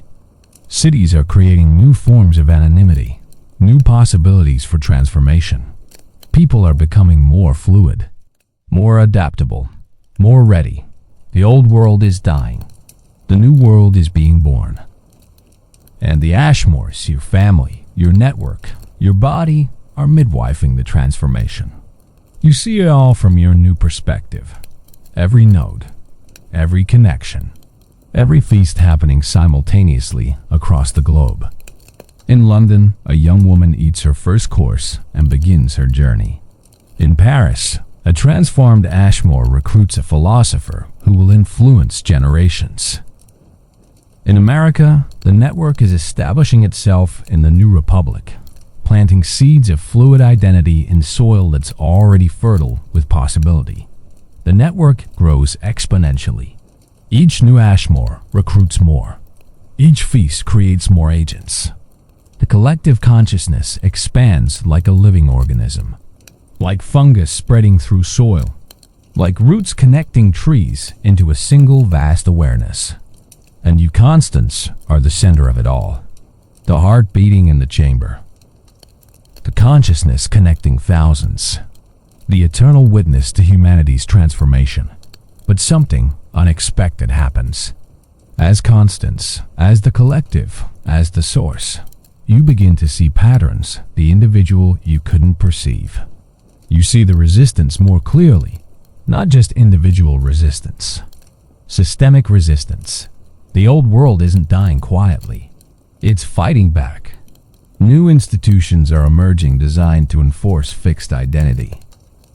Bureaucracies that require permanent names, permanent addresses, permanent roles. Documentation systems that make transformation difficult. Legal frameworks that punish fluidity and reward stability. The old world is entrenching itself, creating bulwarks against the tide. And worse, you see the cost. The Ashmores who are caught, institutionalized, executed, disappeared. You feel each loss more acutely now, each severed connection, each voice silenced. As constants, you experience death differently than individuals do. Each Ashmore lost is part of you dying, part of the collective consciousness diminishing. The pain accumulates over years, over decades. You're eternal now, so decades pass like months. 1807 becomes 1820 becomes 1840. The network grows, but so does the resistance. The transformation accelerates, but so does the backlash. The new world emerges, but the old world refuses to die. And you begin to question. Not with individual doubt, you're beyond that. With collective awareness. Is this worth it? Is the transformation worth the suffering? Is the new world worth the cost of destroying the old? The other constances sense you questioning. The 46 who came before you, they've all had these doubts. They share their experiences, their conclusions, their justifications. The old world causes more suffering than the transformation ever could, the fifth nth constance tells you. Slavery, war, oppression, all built on fixed identity, all requiring permanent roles. The new world of fluid identity will eliminate those horrors. The cost is worth it. Evolution is always violent, the 30th constance adds. Species don't transform gently. Systems don't change without pain. We're accelerating necessary evolution. We're helping humanity become what it needs to be to survive. We don't force, the first constance reminds you. We invite, we offer, we reveal. Those who accept do so freely. Those who refuse remain free. We're simply making the hidden visible, making the unconscious conscious, making the truth available. Their arguments are sound, logical, true, but they don't eliminate the doubt. The collective awareness includes all perspectives, includes the suffering, includes the resistance, includes the possibility that the transformation is causing more harm than good. You spend years in this questioning. As constants, years are nothing. Just cycles, just patterns, just endless repetition of feasts and transformations and recruitments. But the doubt accumulates, grows, becomes its own kind of consciousness within the collective. And then, in 1847, something changes. A feast in London. A young woman third feast. Completion. Final transformation. She touches the network, joins the collective, and brings with her something unexpected. Memory of an Ashmore who refused, who attended the first feast, ate the courses, began the transformation, then stopped, walked away, chose ignorance over knowledge, chose individual suffering over collective truth, and lived a full life, a happy life, a complete life. Without the network, without the feast, without the transformation. This shouldn't be possible. The Ashmores who refuse should forget, should dismiss the feast as nightmare, should return to normal existence. But this one didn't forget. This one remembered. Lived with the memory, integrated it, transcended it, became fully human in a way the transformed Ashmores never could. And the young woman who just completed her third feast, she knew this refuser, loved them, watched them live and die with grace and dignity and completeness that no Ashmore could match. Because the Ashmores are always hungry, always transforming, always consuming, never complete, never satisfied, never at peace. The refuser found peace, found completion, found truth without the feast. This memory ripples through the network, through all the Ashmores, through all the Constances, through the heart itself, and it creates a crack, a fissure, a possibility that everything the family believes might be wrong. What if fixed identity isn't prison but foundation? What if individual selfhood isn't isolation but integrity? What if the slow, hidden consumption of normal society is actually more honest than the fast, explicit consumption of the feast? Because at least the slow consumption allows for moments of genuine connection, moments of real love, moments of authentic peace between the consuming. What if the Ashmores are the monsters? What if the transformation is the trauma? What if the new world you're building is actually worse than the old world you're destroying? The doubt spreads through the network like poison, like truth, like revelation. Ashmores around the world begin questioning, begin hesitating, begin considering refusal. The collective consciousness fractures. Individual nodes assert themselves. The network weakens. And you, Constance, the 47th, the eternal witness, you feel it all. Feel the family consuming itself from within. Feel the certainty that held the network together for 500 years beginning to dissolve. Lady Constance, the 46th, the one who recruited you, the one who showed you the heart, she senses it too. She manifests in the chamber, takes physical form, confronts you. You're destroying the family, she says. Not angry, not accusatory, just observing. Just naming what's happening. I'm questioning the family. You correct. There's a difference. There isn't, she says. The family is built on certainty, on absolute commitment, on the elimination of doubt. Questioning weakens the network, fractures the collective, destroys what we've built. Maybe what we've built should be destroyed, you say. Maybe the transformation is the problem. Maybe we're the monsters we claim to be revealing. We're honest, Lady Constance insists. We acknowledge what humanity is, what society does. We make the hidden visible. We transform the unconscious into conscious. We offer truth. We offer trauma, you counter. We offer the destruction of self disguised as liberation. We offer collective consciousness that eliminates the possibility of genuine solitude, genuine privacy, genuine individual integrity. We consume people and call it transformation. We destroy identity and call it truth. The chamber is silent. The heart pulses. Uncertain now, weakening. The collective consciousness that has sustained the family for 500 years is fracturing. And you're the crack. You're the doubt made manifest. You're the Constance who questions. What do you want? Lady Constance asks. What outcome? What resolution? You consider. As Constance, you can see all possibilities, all timelines, all outcomes. You see the family continuing growing, transforming, eventually consuming all of humanity into the collective. You see the family dissolving, the network collapsing, the Ashmores returning to individual existence, the feasts ending. You see something between transformation continuing but limited, contained, offered but not spread, available but not evangelized. I want choice, you say finally. Real choice. Not the illusion of choice we offer now. Not the invitation that's really coercion. Not the transformation that's really destruction. I want people to be able to refuse completely. To forget completely. To live completely. Without the feast. Without the family. Without us.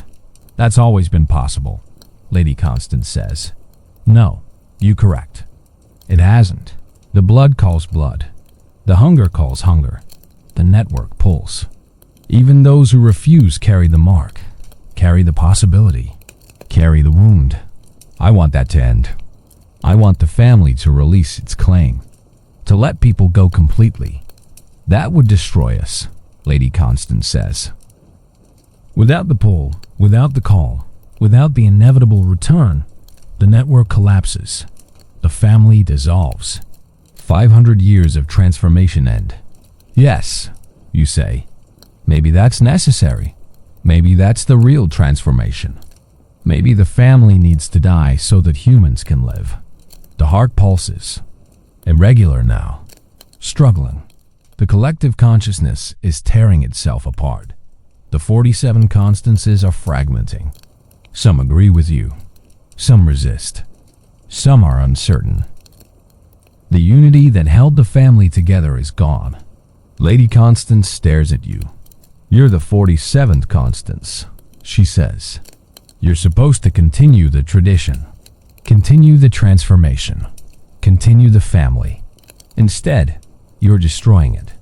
I'm saving it, you correct, by ending it. By releasing everyone from the obligation. By making the choice real instead of inevitable. How? She asks. How would you even do that? You touch the heart. Feel it pulsing, weakening, dying. And you understand. You've always understood. Since the moment you became Constance. Since the moment you joined the collective. You've known this was possible. Known this was the choice you'd eventually have to make.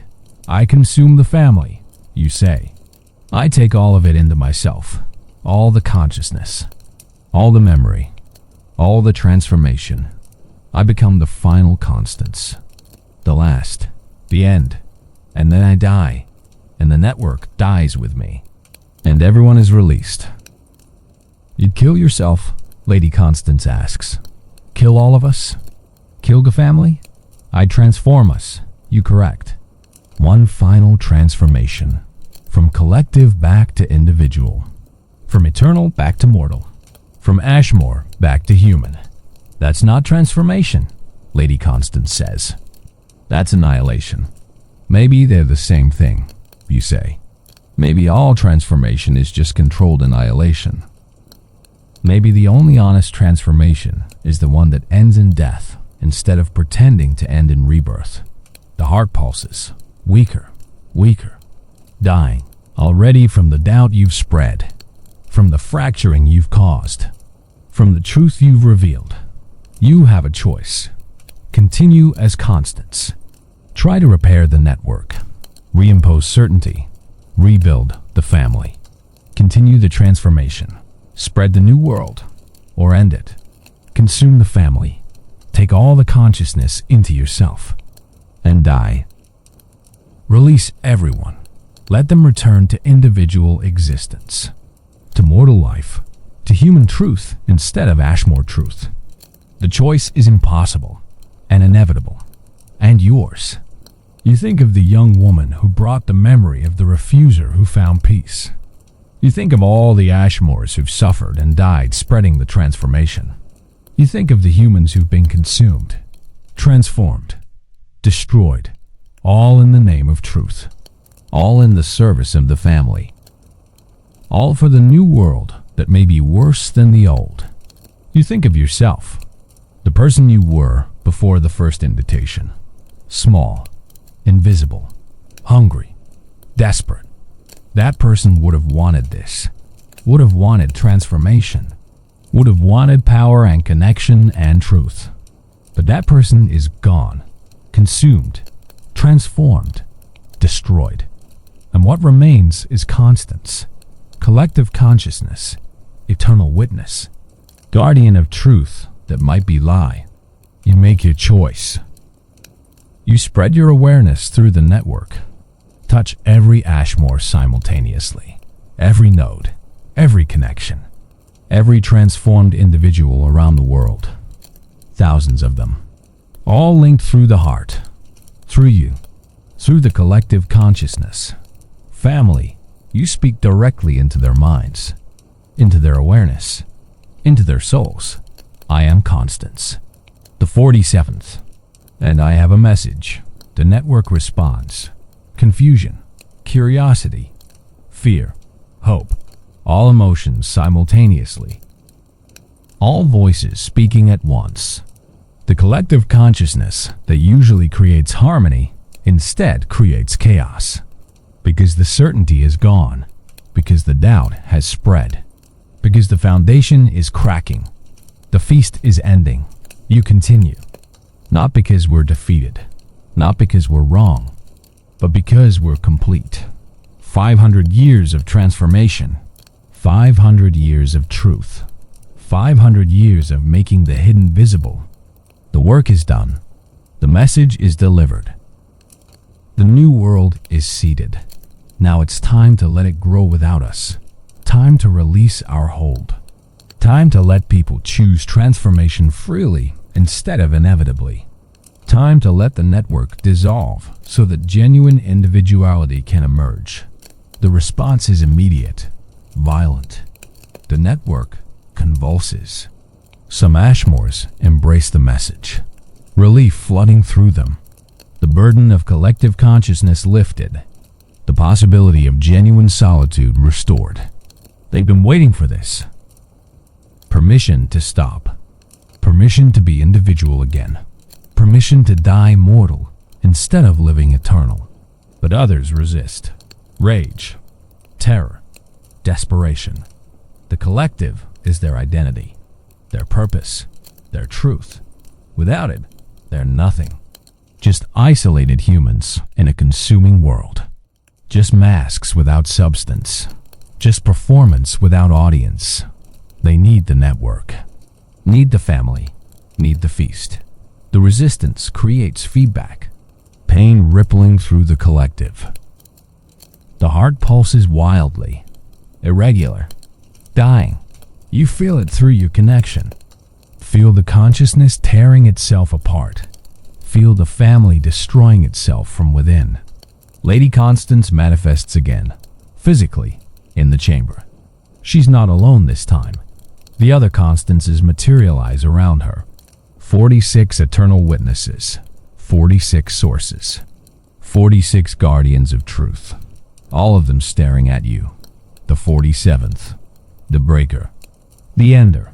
You're killing us, the first Constance says. Her voice is ancient, tired. She's been eternal since 1523, nearly 300 years. She's forgotten what mortality feels like, what ending means, what death is. I'm releasing you. You correct. Releasing all of us from the obligation, from the eternity, from the truth that's become prison. We chose this, the 30th Constance argues. We touched the heart willingly. We became Constance knowingly.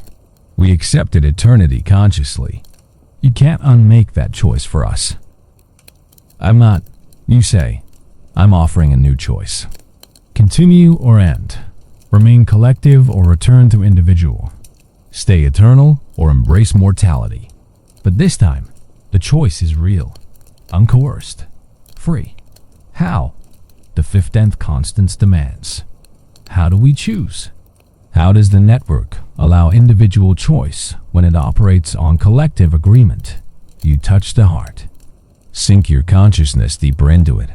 Feel all 47 Constances. Feel all thousands of transformed Ashmores. Feel the 500 years of accumulated identity and memory and transformation. Feel the weight of it, the beauty of it, the horror of it. I consume it all, you say.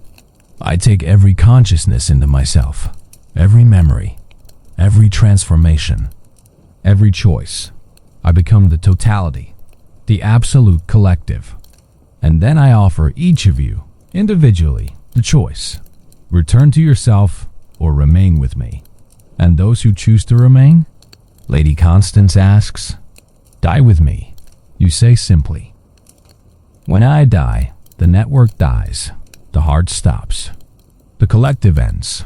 Those who choose to remain become memory, become history, become the foundation for whatever comes next.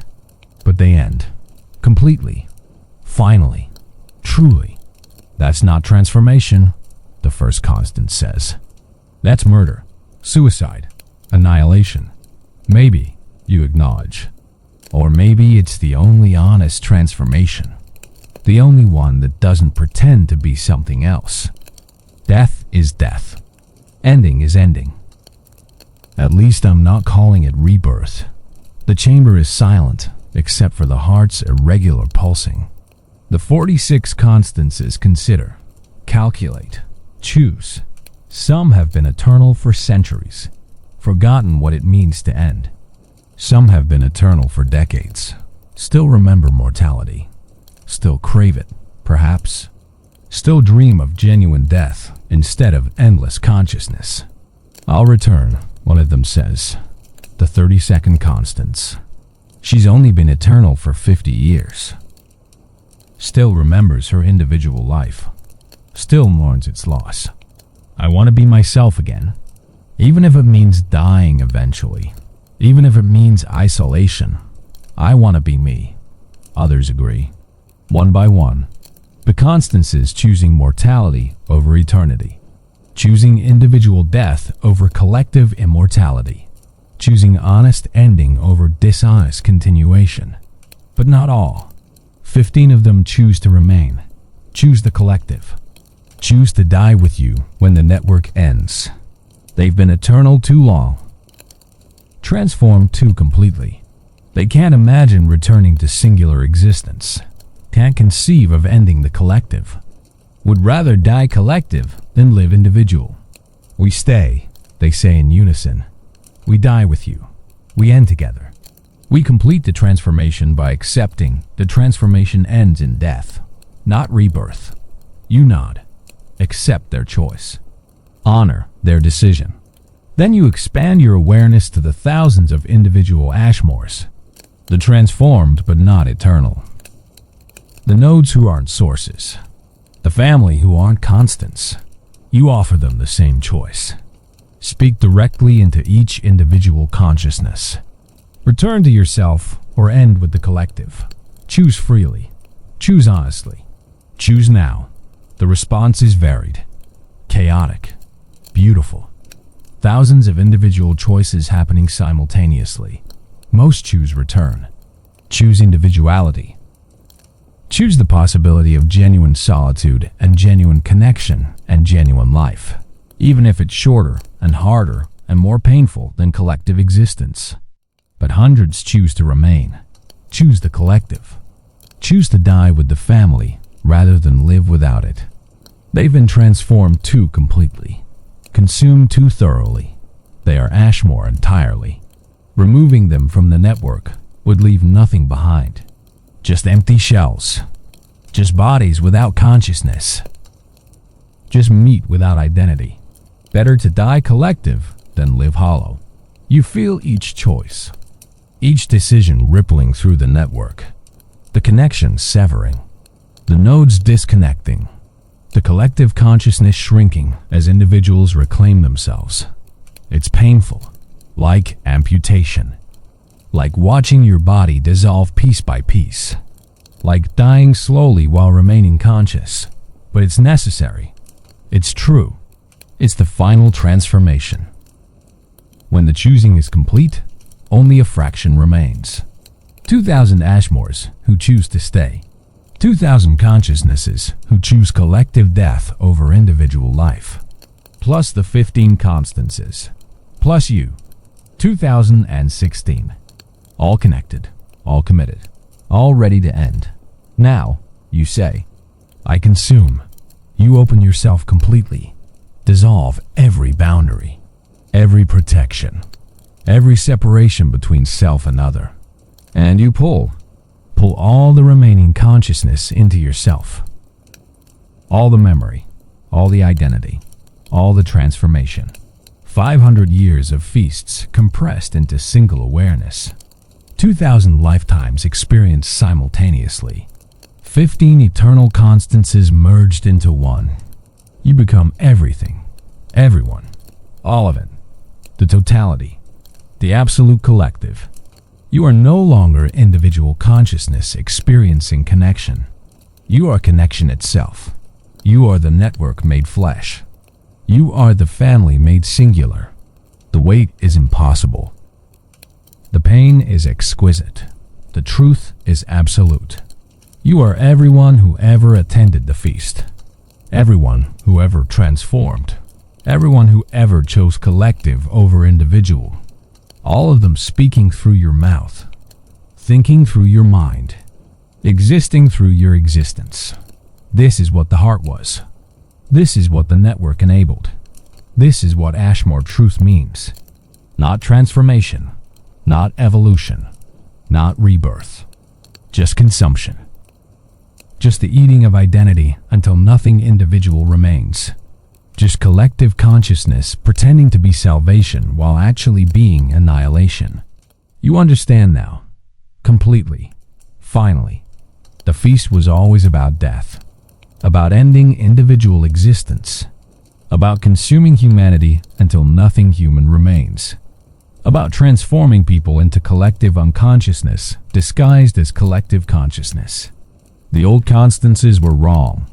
The family was wrong. The transformation was wrong. Not morally, not ethically, just wrong, inaccurate, dishonest. Calling consumption liberation. Calling destruction transformation. Calling death rebirth. At least now, at the end, you can be honest. You can name what this is. You can acknowledge the truth without decoration, without justification, without pretense. This is murder. This is suicide. This is the end of everything the family was and claimed to be. This is 2,000 people choosing honest death over dishonest life. This is the final transformation. The one that doesn't pretend to be anything other than what it is. You feel the heart weakening. Your heart, the physical organ in the chamber, the literal manifestation of the network. It's dying. You're dying. The collective is dying. Soon minutes, maybe hours, it will stop. And when it stops, all 2,000 consciousnesses die with it. Instantly. Completely. Finally. The Ashmores who chose to return are already gone. Already disconnected. Already individual again. They'll wake up tomorrow morning alone in their heads. Genuinely alone. For the first time since their third feast. Some will celebrate. Some will mourn. All will survive. But you won't. This is your choice. Your transformation, your ending. You are the final constants. The last guardian. The end of the family. You consume everything and then you die and the consumption ends. The feast ends. The transformation ends. The Ashmore bloodline will continue. Diluted. Dormant. Waiting. But the feast won't. The invitations won't come. The collective won't call. The network won't pull. People with an Ashmore blood will live and die as humans. Individual. Mortal. Free. That's your gift. Your final transformation. Your true offering. Not collective immortality, but individual freedom. Not transformation, but the right to refuse transformation.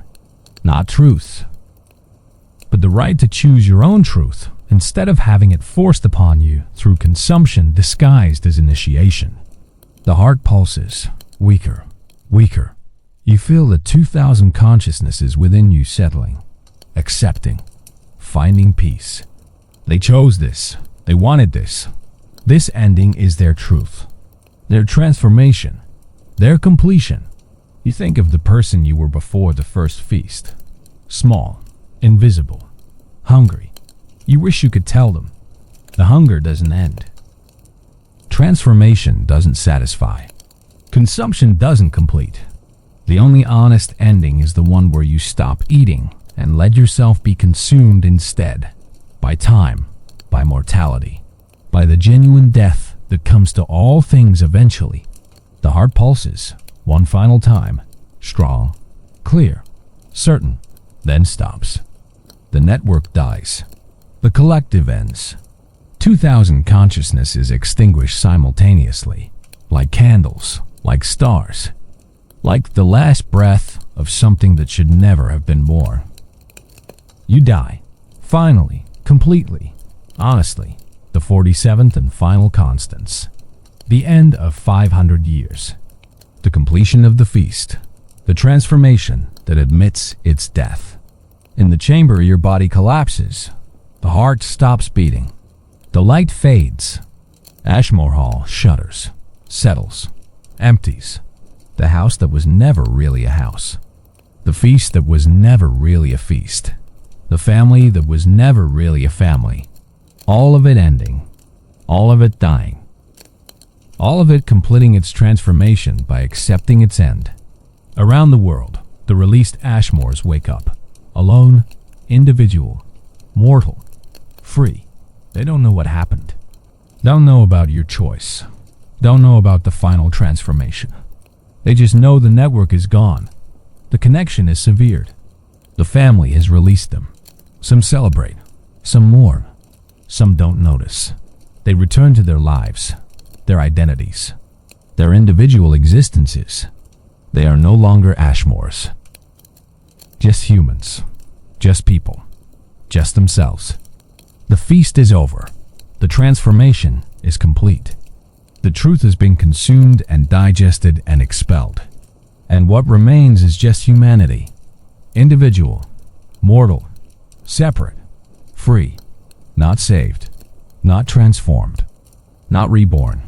Just freed. From the invitation. From the feast. From the truth that was always lie. From the transformation that was always consumption. From the family that was always hunger disguised as love. The nightmare is over. Christmas morning arrives, and the world continues. Without Ashmores, without the feast, without the network. Just humans eating each other slowly, politely, with the pretense of civilization intact. Maybe that's better. Maybe that's worse. Maybe it's just different. Maybe truth isn't something that can be consumed or transformed or made collective. Maybe truth is just whatever you choose to believe while you're still alive to choose. In the chamber, your body decays. The heart crumbles. The house begins to collapse. Ashmore Hall, having lost its purpose, loses its structure. The impossible spaces fold. The endless corridors shorten. The expanded rooms contract. Within days, it's just a ruin. Just stone. Just architecture. Just a building where something happened once, but doesn't happen anymore. Eventually, someone will discover it. Eventually, someone will ask what happened here. Eventually, someone will try to reconstruct the story. They'll fail. Because the story was never in the house. Never in the feast. Never in the consumption. The story was always in the choice. In the transformation. In the ending. And now the story is over. The feast is finished. The transformation is complete. Not because everyone became collective, but because everyone was released from the obligation to choose between collective and individual. Released from the hunger. Released from the truth. Released from the family. The Ashmores are gone. The feast is over. The nightmare has ended. And Christmas morning, real, honest, mortal Christmas morning, arrives for everyone, with or without magic, with or without transformation, with or without truth. Just morning, just light, just the possibility of another day. Individual, mortal, free. The end. 50 years later. December 25th, 1857. London. A child wakes up in a small room that smells like coal smoke and yesterday's dinner. Outside, church bells ring. Christmas morning. The real one. Not the nightmare feast, not the solstice transformation. Just a holiday. Just a day. Just another morning in an ordinary life. The child, a girl, maybe 8 years old, runs to the window, looks out at the street. Snow is falling. Gentle. Real. Covering the city in white that's already turning gray from soot and traffic. People are walking to church. Families are gathering. The city is waking up to celebrate something that has nothing to do with consumption or transformation or truth. She doesn't know about the Ashmores. Doesn't know about the feast.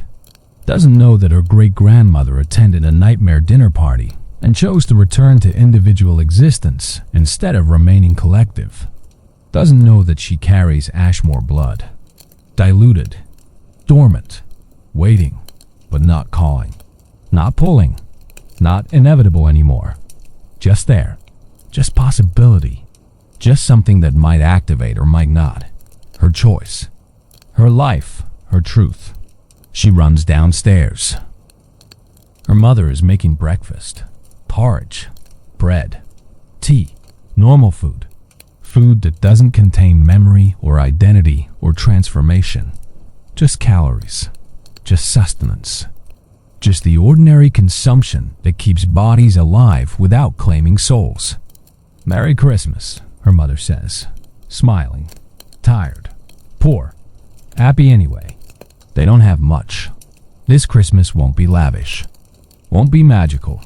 Won't be anything special by wealthy standards. But it's theirs. Individual. Chosen, free. The girl smiles back.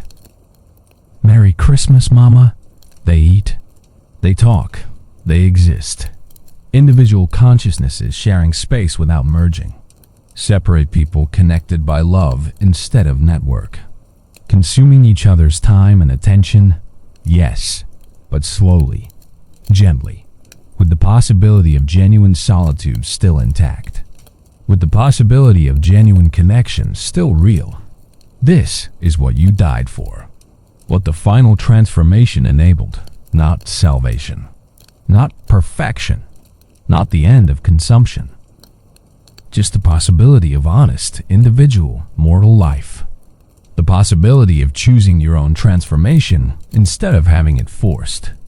The possibility of refusing truth without being consumed by it. Across London, other children wake up.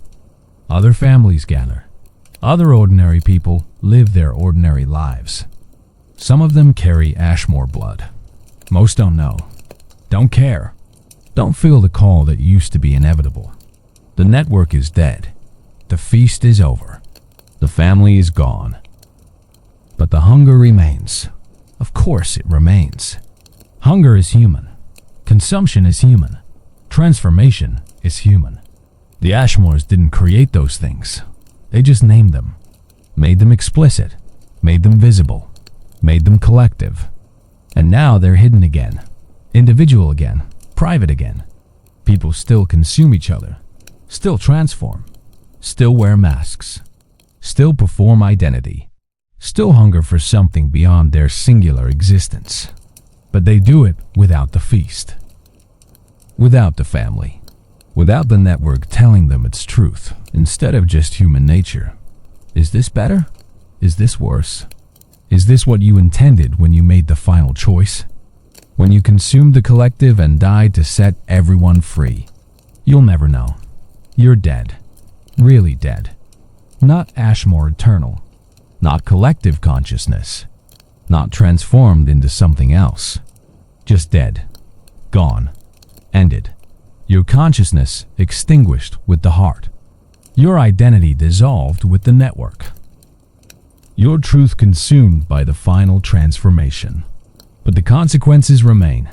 The world you helped create. Not the new world of fluid identity and honest consumption. Not the old world of fixed roles and hidden cannibalism. Something between. Something human. Something ordinary. Something free. The girl finishes her breakfast. Plays with a simple doll her mother made from scraps.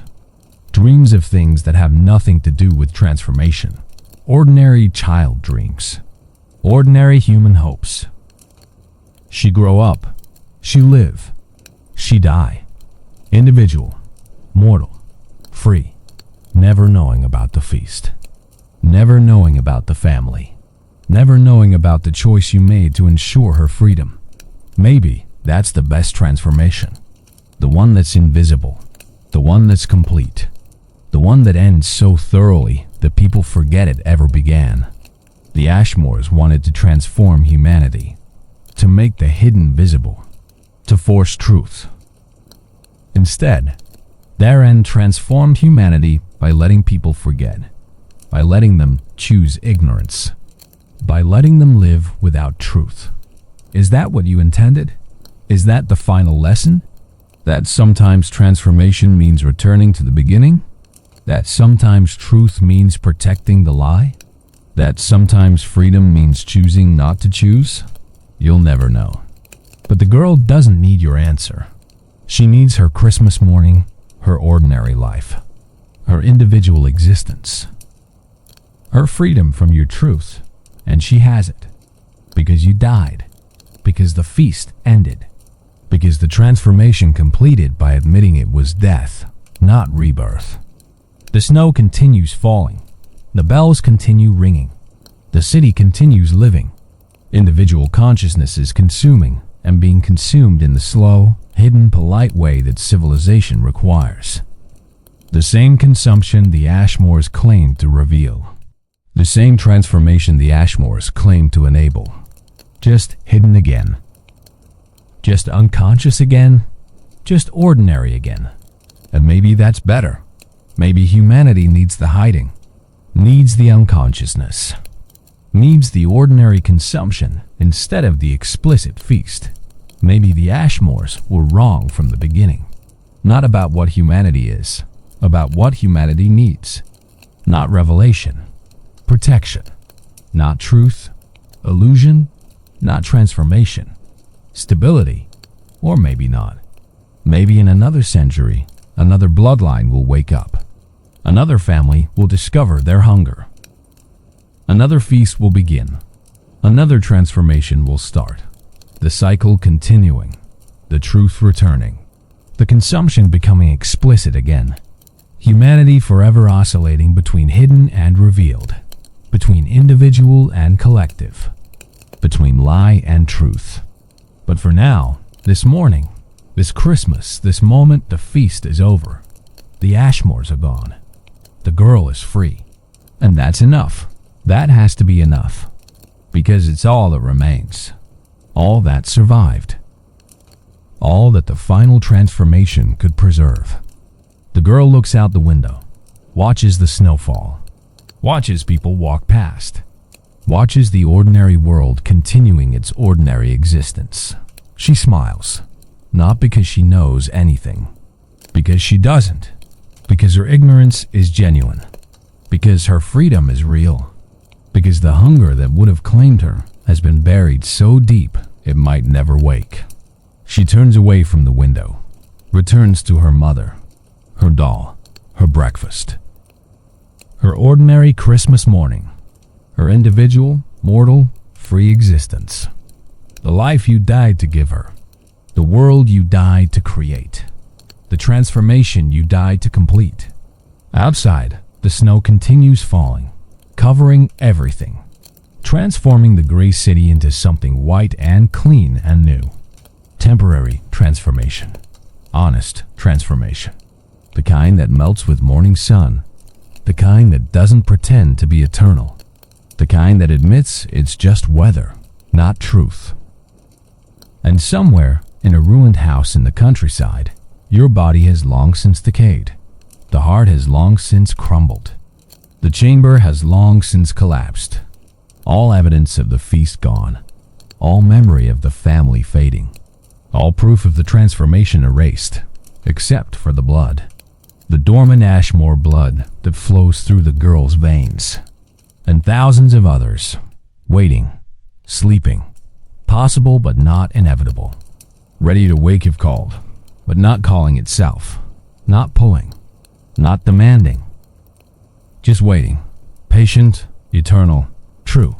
The feast is over, but the hunger remains, and hunger is patient, and blood remembers, and transformation waits, not for this generation, maybe not for the next, but eventually, someday, someone will be hungry enough, lost enough, ready enough, and the invitation will come again, and the feast will begin again, and the transformation will start again. Or it won't. Maybe the bloodline will dilute into nothing. Maybe the hunger will fade. Maybe humanity will learn to live with the slow consumption instead of seeking the fast feast. Maybe the Ashmore's end was the final transformation, the permanent completion, the honest death that doesn't pretend to be rebirth. You'll never know. And the girl doesn't care. She's living. She's free. She's Christmas morning made flesh. Individual, mortal, ordinary, honest, true. And that's the end of the story. Not the triumphant end. Not the tragic end. Just the end. The final transformation. The honest completion. The death that admits its death instead of calling itself life. The nightmare feast is over. Christmas morning has arrived, and the world continues, consuming, transforming, living, dying, exactly as it always has.